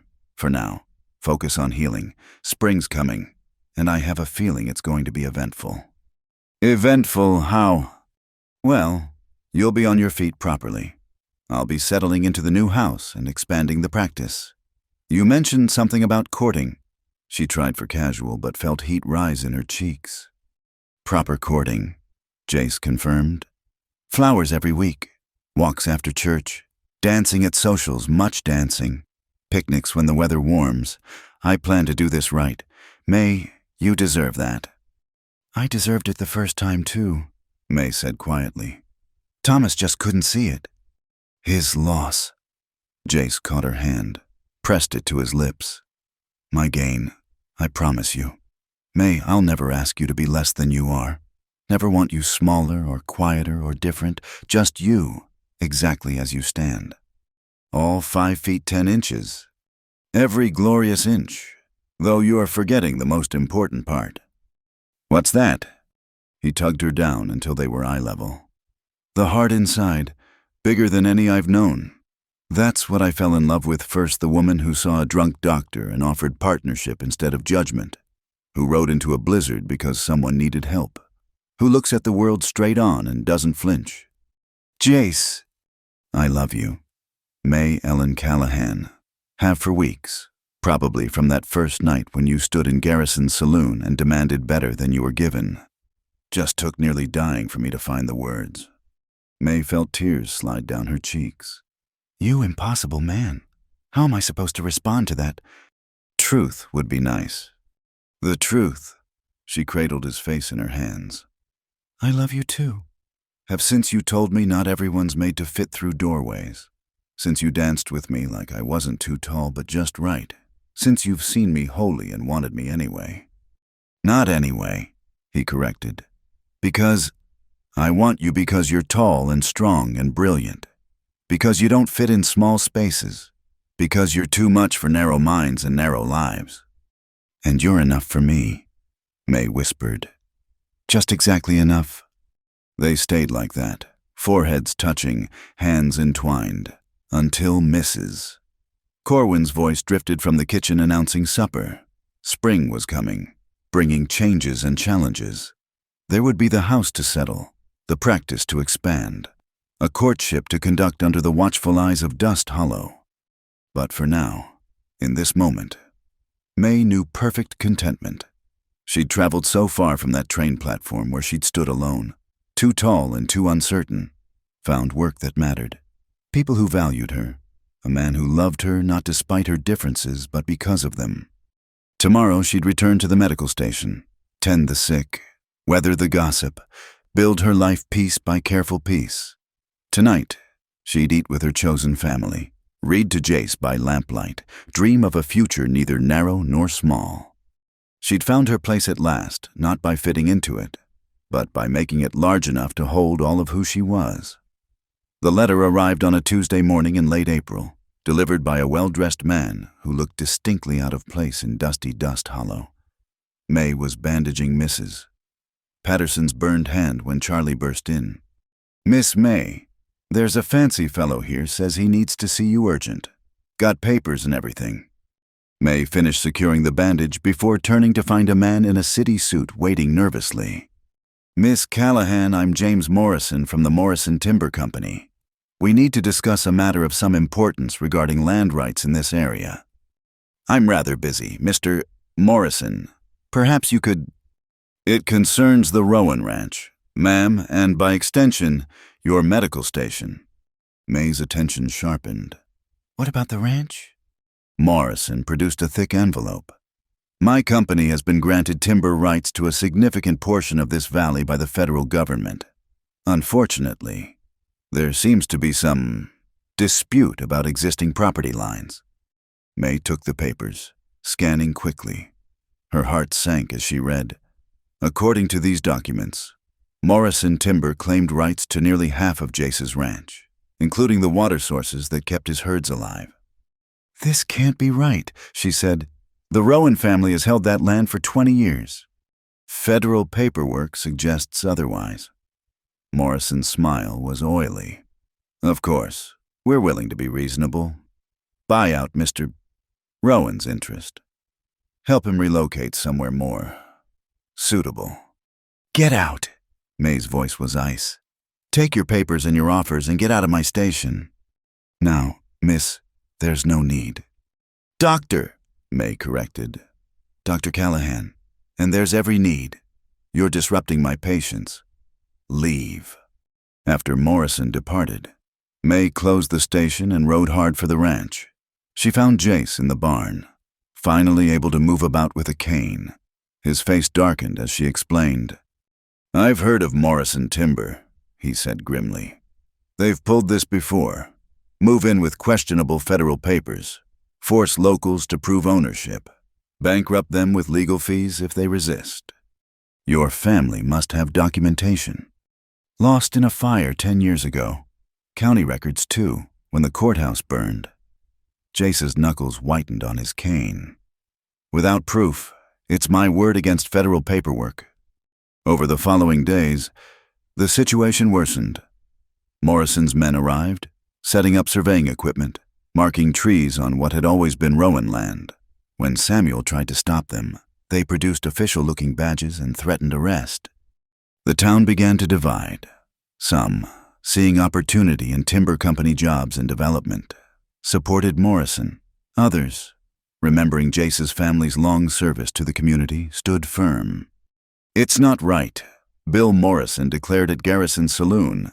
"That land's been Rowan land since before most of us were born. Progress comes whether we like it or not," countered shopkeeper Harold Davis. "Timber company could bring real growth to Dust Hollow."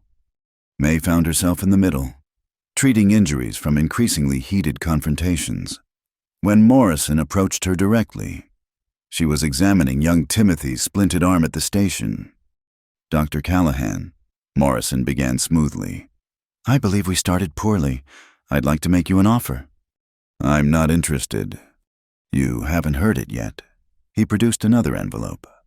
"Timber companies need medical services. Accidents happen in our line of work. We'd be willing to fund a proper hospital here, with you as chief of staff, modern equipment, trained nurses, everything you'd need." May kept her focus on Timothy's arm. "In exchange for—" "Your influence. People respect you. If you were to suggest that progress might benefit everyone—" "Get out." She didn't raise her voice. "Timothy, hold still, please. Mr. Morrison was just leaving." "Think about it," Morrison said. "Your ranch friend can't win this fight, but you could come out ahead."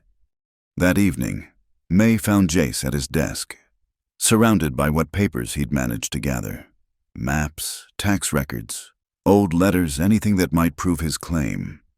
"It's not enough," he said without looking up. 20 years of working this land, and I can't prove my father bought it square. May settled beside him. There must be someone who remembers the sale. Old Henrik Paulson might have, but he died last winter. The lawyer who handled it moved to California years ago. Jace rubbed his eyes. Morrison knows exactly what he's doing. Choose targets who can't fight back. Then we fight differently, May said. There are other ways to prove ownership. Improvements made, taxes paid, community recognition. May, his voice was gentle. I appreciate what you're trying to do, but timber companies have deep pockets and federal backing. Maybe it's time to consider their offer. No. The word came out fiercer than intended. This is your home, your parents' legacy. You can't just... I can if it means protecting what matters. He turned to face her. They've made it clear they'll take the land one way or another. At least if I negotiate, I might save something. Start over somewhere else. And let them win. Better than losing everything? He caught her hands. May, be practical. Even if you weren't involved with me, they'd make your life difficult. Morrison's type doesn't like being told no, especially by women. Then he'll have to get used to disappointment, May said firmly. Because I'm not backing down, and neither are you. A knock interrupted them. Doctor. Webb entered, looking more animated than May had seen him since getting sober. Forgive the intrusion, but I've been thinking. He held up a leather journal. My late wife kept meticulous records. Everything that happened in this valley for 30 years. If the Rowan land purchases anywhere, it would be in here. Hope sparked in Jace's eyes as they pored over the journal. Page after page of Ruth Webb's neat handwriting, recording births and deaths, marriages and land sales, the daily life of Dust Hollow. Then, there it was, September 15th, 1871. Witnessed today the sale of the Northern Valley parcels from government agent Josiah Hartwell to Michael Rowan. 640 acres, including water rights to Devil's Creek and surrounds. Price of $1.25 per acre paid in full. Papers filed with Territorial Office in Denver. This is it, May breathed. This proves... It proves my father bought the land, Jace said slowly. But without the actual papers. Then we get them. May was already planning. The Territorial Office in Denver would have copies. Someone just needs to go look. It's a 2-day ride each way, with my leg. Then I'll go. Both men stared at her. May, you can't ride to Denver alone, Jace protested. Why not? Because I'm a woman, I rode into a blizzard alone to save you. That was different. No, it wasn't. She stood, pacing. This is your land, your life. I won't sit by and watch it stolen because some timber company thinks they can intimidate us. May. I'm going. Jace, first light tomorrow. Her chin lifted in that way he'd come to recognize meant no argument would sway her. Doctor, Webb can handle the station for a few days. I'll do better than that. Webb said. I'll wire ahead to a colleague in Denver. Make sure those records are waiting when you arrive. That night, Jace tried once more to dissuade her. It's dangerous, May. Morrison won't like you interfering. Good. She was packing medical supplies, just in case. Maybe it's time someone showed Mr. Morrison that not everyone in Dust Hollow can be bought or bullied. And if something happens to you, May turned to face him, then you'll know I was fighting for something worth protecting. This ranch isn't just land. Jace, it's your history, your future, our future. If you meant what you said about courting and marriage and those 6 children. 4, he corrected automatically, then sighed. You're really going to do this? I really am. She crossed to where he sat, cupping his face. Trust me, I'll bring back those papers. And Morrison can take his timber company straight to... Jace kissed her, cutting off what promised to be an unladylike expression. When they parted, he rested his forehead against hers. Come back safe, he murmured. Papers or no papers, none of it matters without you. I'll come back, May promised, with proof that this land is yours. Dawn found her mounted on Buttercup, saddlebags packed with supplies for the journey. Half the town had gathered to see her off, including Morrison, whose expression was thunderous. "This is a mistake, Dr. Callahan," he called out. "You're inserting yourself into matters that don't concern you." May looked down at him from Buttercup's height, aware of the symbolism for once. Someone literally looking down on a man trying to make others feel small. "Mr. Morrison, everything about this valley concerns me. These people are my patients, my neighbors, my family. You threaten one, you threaten all." She gathered the reins. "I'll see you when I return, with papers."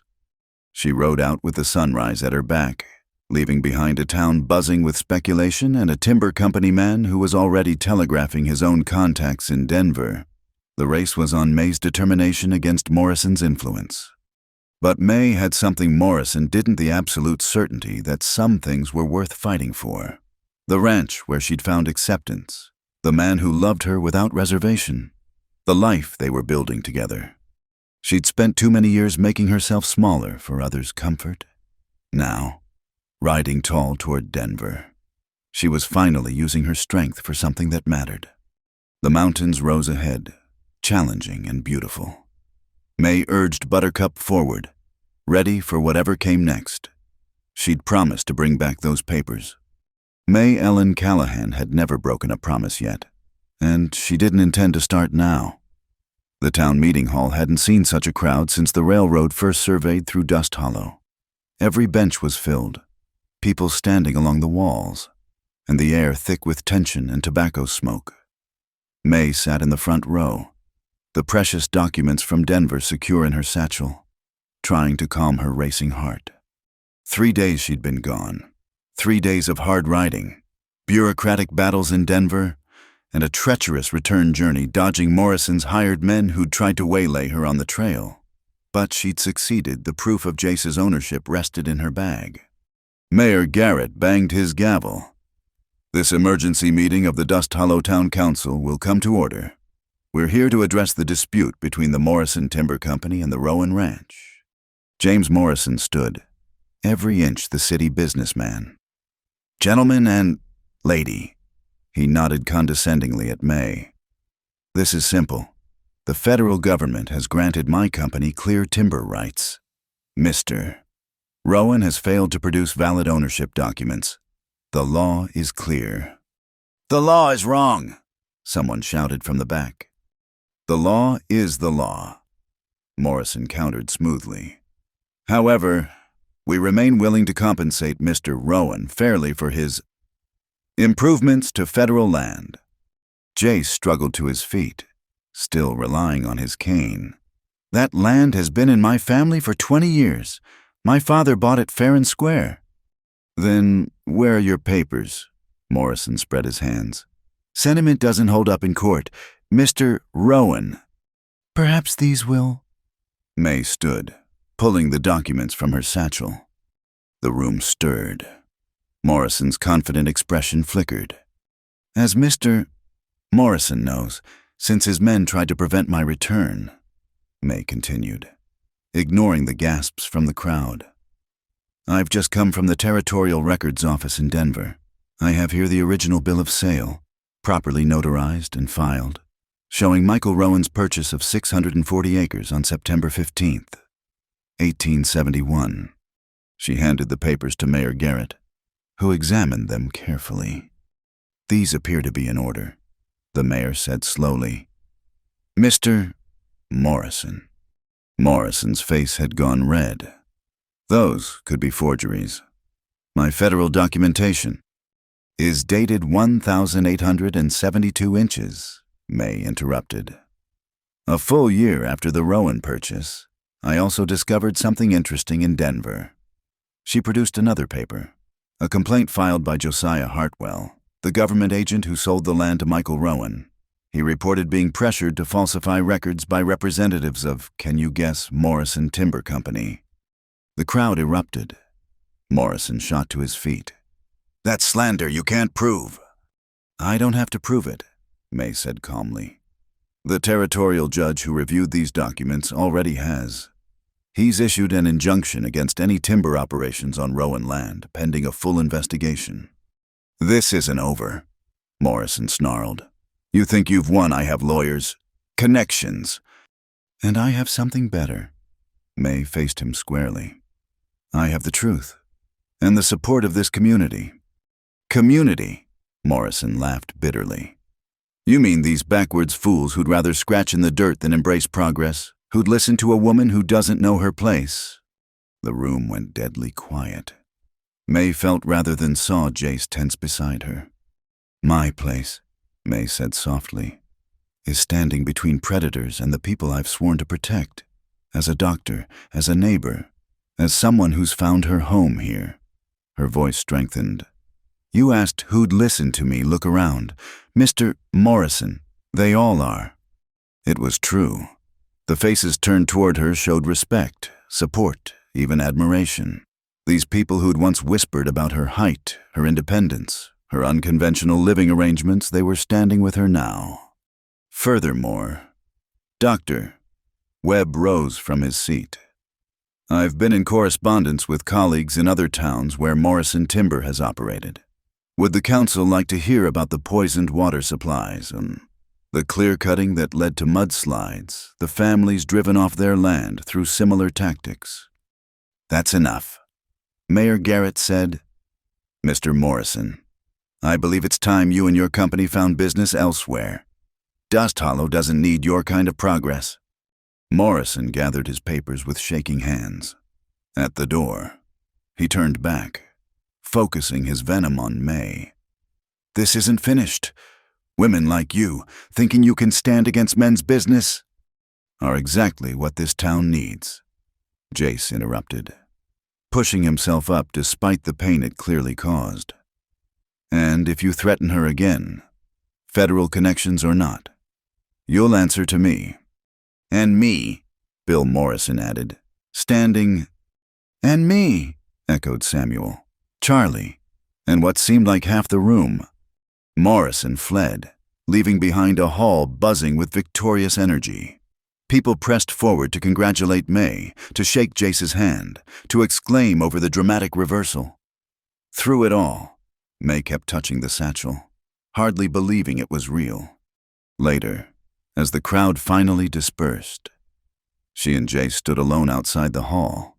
The spring evening was soft around them, stars beginning to show in the darkening sky. You did it, Jace said quietly. You saved everything. We did it. Your land doctor, Webb's records, the town's support, it all mattered. May hesitated. Are you angry that I spoke for you? Some men would be. Some men are fools. He caught her hand. I've never been prouder than when you stood up there, tall and fierce and brilliant, defending what's ours. Morrison never stood a chance. He'll try again. His type always does. Then we'll be ready. Together. Jace studied her face in the lamplight. May, these past days, not knowing if you were safe. If Morrison's men had found you. They tried. I took the North Pass instead of the main road. Buttercup might not be fast, but she's sure-footed. May tried for lightness, but her voice shook slightly. There was a moment, though, when they had me cornered near Bright Creek. Jace pulled her close, his arms strong around her. Don't tell me how close I came to losing you. Not tonight. They stood embraced in the street. Propriety be damned. May felt the solid warmth of him, the steady beat of his heart, and allowed herself a moment of weakness. She'd been terrified on that mountain pass. 3 men trying to force her off the trail, saved only by her knowledge of the terrain and a well-placed bluff about armed escorts following behind. I'm here, she murmured against his chest. I'm safe. We won. You won. He pulled back to look at her. You rode alone to Denver, faced down bureaucrats and hired thugs, brought back the proof we needed.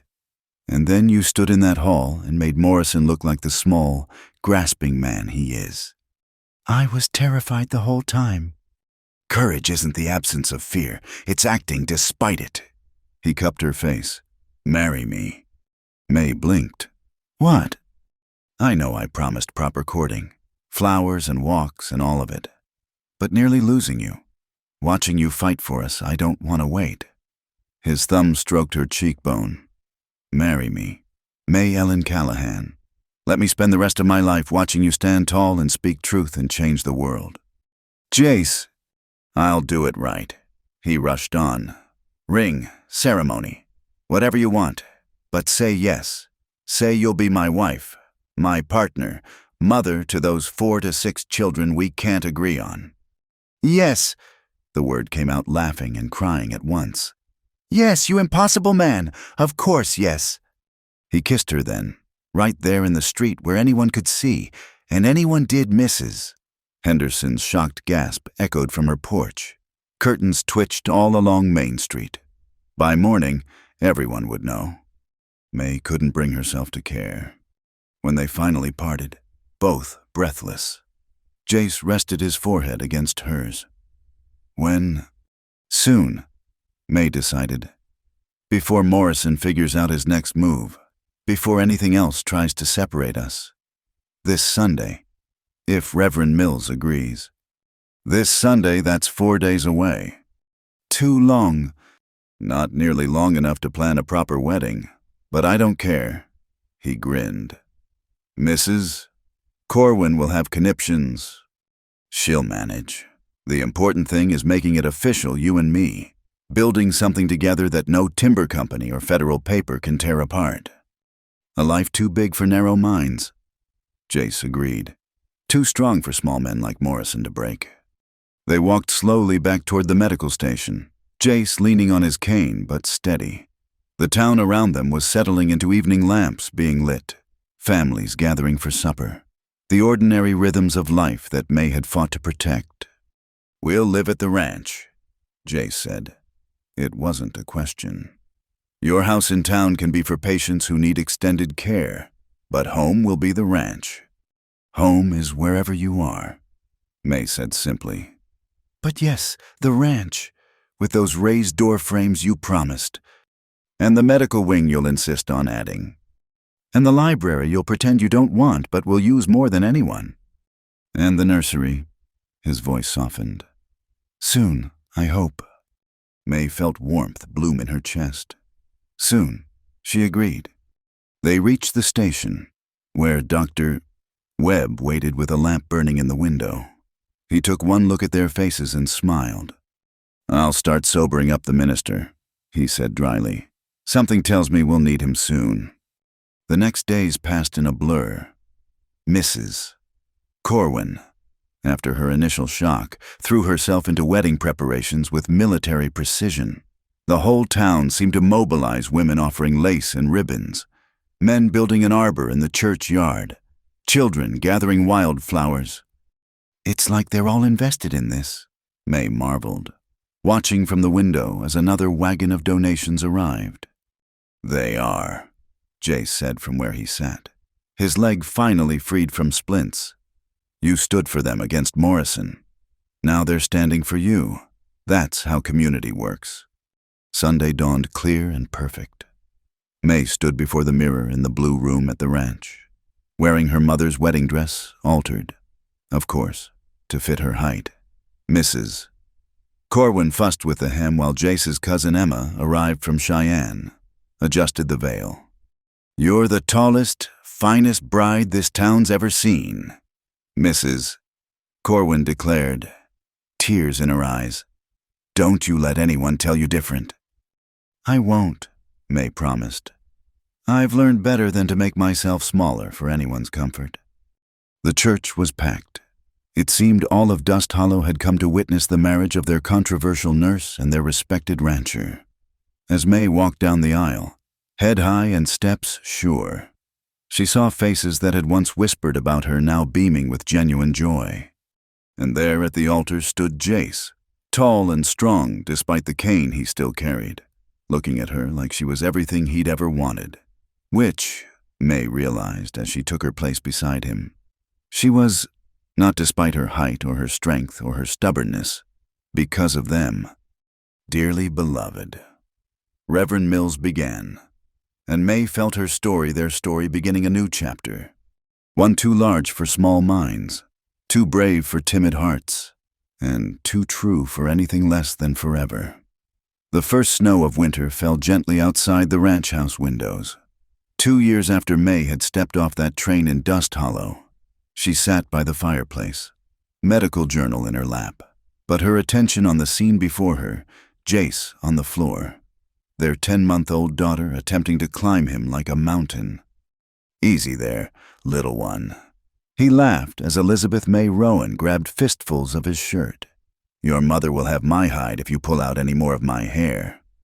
"She's determined," May observed, watching their daughter's fierce concentration. "Wonder where she gets that from." "Mystery for the ages," Jace agreed, lifting Elizabeth high, making her squeal with delight. "Though the height's definitely from both sides. Doc Webb says she'll be tall as a tree." "All our children will be." May touched her still flat belly, where their second child grew. "No avoiding it with us as parents."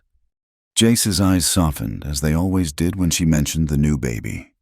Still hoping for 4 to 6. "Let's see how we manage 2 first," May said practically. But she was smiling. A knock at the door interrupted their quiet evening. Charlie, now a young man of 20, and Jace's foreman, entered brushing snow from his shoulders. "Sorry to disturb, but there's someone at the medical station asking for Mrs. Dr. Rowan says it's urgent." May sighed, already reaching for her coat. "Did they say what?" "It's a woman, ma'am. Come on the evening stage. She's tall like you, and crying something fierce." May exchanged glances with Jace, then hurried out into the snow. At the medical station, she found a young woman huddled on the examination chair, indeed nearly May's height, with red-rimmed eyes and travel-worn clothes. "I'm Dr. Rowan," May said gently. "How can I help?" The woman looked up, hope flickering in her eyes. "You're the tall nurse who married the rancher who stood up to that timber company." Yes, but how?" "Word travels, even to Kansas." The woman straightened, and May could see she was trying to reclaim some dignity. "I'm Sarah Hutchinson. I came because I heard you might understand." "Understand what?" Sarah's story spilled out a broken engagement, a fiancé who'd told her she was too much, a family who suggested she try to be more feminine. The familiar pain of it made May's chest tight. "So I remembered the story," Sarah finished. "About the nurse in Colorado who was tall and strong and found a place anyway. I hoped that it might be true." May pulled up a chair, sitting so they were eye level. "It is true, every word, and you know what else is true. You're not too much. You're exactly enough. But how do you know? How do you keep believing that when everyone—" "Not everyone." May thought of Jace, home with their daughter, probably telling her stories about strong women and tall mountains. "Just the wrong ones. The right people. Sarah will see you properly, not as a problem to solve, but as a person to cherish." They talked for over an hour. May shared her story more fully, the humiliation with Thomas, the journey west, the fight with Morrison Timber. Sarah listened with growing hope. "I have some money saved," Sarah said finally. "Enough to start over. Is there work here room for another tall woman who doesn't fit expectations?" May smiled. "Dr. Webb's been talking about retiring. I could use help at the station, and I know Mrs. Patterson just mentioned needing help at the boarding house. As for room dust, Hollow's got nothing but room for people willing to work hard and stand tall." Later, walking home through the snow, May reflected on how far she'd come. The medical station now served 3 counties, with 2 examination rooms and proper surgical facilities. The ranch prospered, combining cattle and horse breeding with Jace's innovative grazing methods, and their family grew, Elizabeth toddling everywhere. Another baby coming, plans for those 4 to 6 children seeming less daunting and more delightful each day. But it was moments like tonight that reminded her why their story mattered. Sarah wasn't the first to seek her out. There'd been others over the years. Women and men who didn't fit the narrow mold society tried to force them into. They came because they'd heard about the tall nurse who refused to shrink, the rancher who loved her for it, the town that learned to value strength over conformity. She found Jace in the nursery, Elizabeth finally asleep in his arms. He looked up as she entered, reading her expression immediately.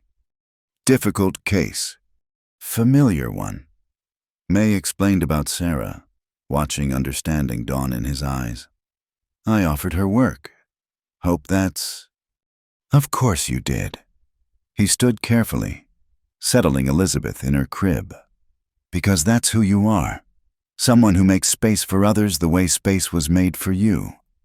We made that space, May corrected. Together.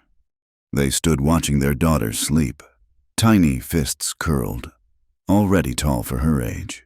She'd grow up in a house where her height was celebrated, her strength encouraged, her voice welcomed. She'd never be told she was too much. Remember that first night, Jace whispered. When you said you'd only sleep here. Nothing more. Best lie I ever told. May admitted. My favorite too. He pulled her close. Though you kept your word. Technically, you did sleep here. Just happened to fall in love, get married, have babies, and change the entire town while you were at it. Minor details. May murmured against his shoulder. A sound from the kitchen drew them out. Mrs. Corwin, putting on late coffee and muttering about people who couldn't keep regular hours. Some things hadn't changed. The older woman still ran the household with iron efficiency, spoiled Elizabeth rotten, and told anyone who'd listen about her May, who'd shown the whole valley what a woman could do. Sarah will be by tomorrow to discuss the position. May told her, Another tall one, I'm afraid. Good, Mrs. Corwin said firmly. About time this town got more women who can reach the top shelves without climbing on chairs. Practical, that's what it is. Later. In their room, the same blue room where May had first stayed. Now, permanently theirs, she and Jace lay together watching the snow fall. The house around them was solid and warm, expanded over the years to accommodate their growing life. Medical texts shared shelf space with ranching journals. Elizabeth's toys scattered among the serious furnishings of adult life. No regrets, Jace asked softly. About what? St. Louis, the inheritance, the life you could have had back east. May laughed quietly. What life, cramped rooms and cramped minds, pretending to be less so others could feel like more. She turned to face him. I have work that matters, a family I adore, a community that's learned to see height as strength. What could St. Louis offer to compare? Culture, society, proper schools for the children. We'll teach them here, reading and writing and numbers, yes, but also how to birth a calf, set a bone, stand up to timber companies. She grinned. Elizabeth's already trying to bandage her dolls. Future doctor, I think. Or rancher. Did you see her with the horses today? No fear at all. Both, maybe. Why choose? Why indeed? Jace pulled her closer. Our children will have choices we never did. That's what we're building here, a place where people don't have to choose between being themselves and being accepted. May thought of Sarah, probably lying awake at the boarding house, hope warring with fear. Tomorrow she'd show her around town, introduce her to people who'd learned to judge by character rather than conformity. Another tall woman refusing to apologize for taking up space. The world's changing, she said softly. Slowly, but it is. Because of people like you. People like us, May corrected. All of us who refuse to fit in boxes too small to hold who we are. Through the wall. Elizabeth stirred, making the soft sounds that preceded waking. May started to rise, but Jace was already moving. I'll go. You rest. He kissed her forehead. You've saved enough people today. May listened to him padding down the hall, his deep voice soon rumbling through a lullaby. Outside, the snow continued falling, blanketing the ranch in pristine white. Come morning, there'd be work patients to see, Sarah to train, the constant demands of a growing practice and growing family. But for now, May Rowan, tall, strong, and exactly where she belonged, closed her eyes and smiled. She'd come west looking for a job and found a life, lost a weak man and gained a strong one, left behind a world that wanted her smaller and discovered one that celebrated her whole. Only sleep? She'd promised that first night, the best broken promise of her life. In the nursery, Jace's lullaby continued, mixing with Elizabeth's sleepy coos. Their second child stirred within her. Snow whispered against the windows of their expanded home, and May Ellen Callahan Rowan, who'd once been told she was too much, drifted off to sleep knowing she was exactly enough. Just right, in fact, for the life she'd claimed by refusing to shrink. The fire crackled low in the hearth. The old house settled around them with familiar creaks. And somewhere in the cold December night, another tall woman dreamed of finding her place in a town that had learned to measure worth by courage rather than convention. The story continued, as the best stories do not ending but expanding, making room for everyone who needed space to stand tall. Thank you so much for listening to this story of May and Jace in the Wild West. I'd love to hear where you're listening from, whether it's during your commute, at home by your own fireplace, or somewhere across the world. Please share your thoughts in the comments below. If you enjoyed this tale of love conquering prejudice in 1870s Colorado, don't forget to subscribe to Wild West Stories 1850 and hit that like button. And if this story touched your heart, please consider hitting the hype button to help more people discover May's inspiring journey. Until our next adventure in the Old West, keep standing tall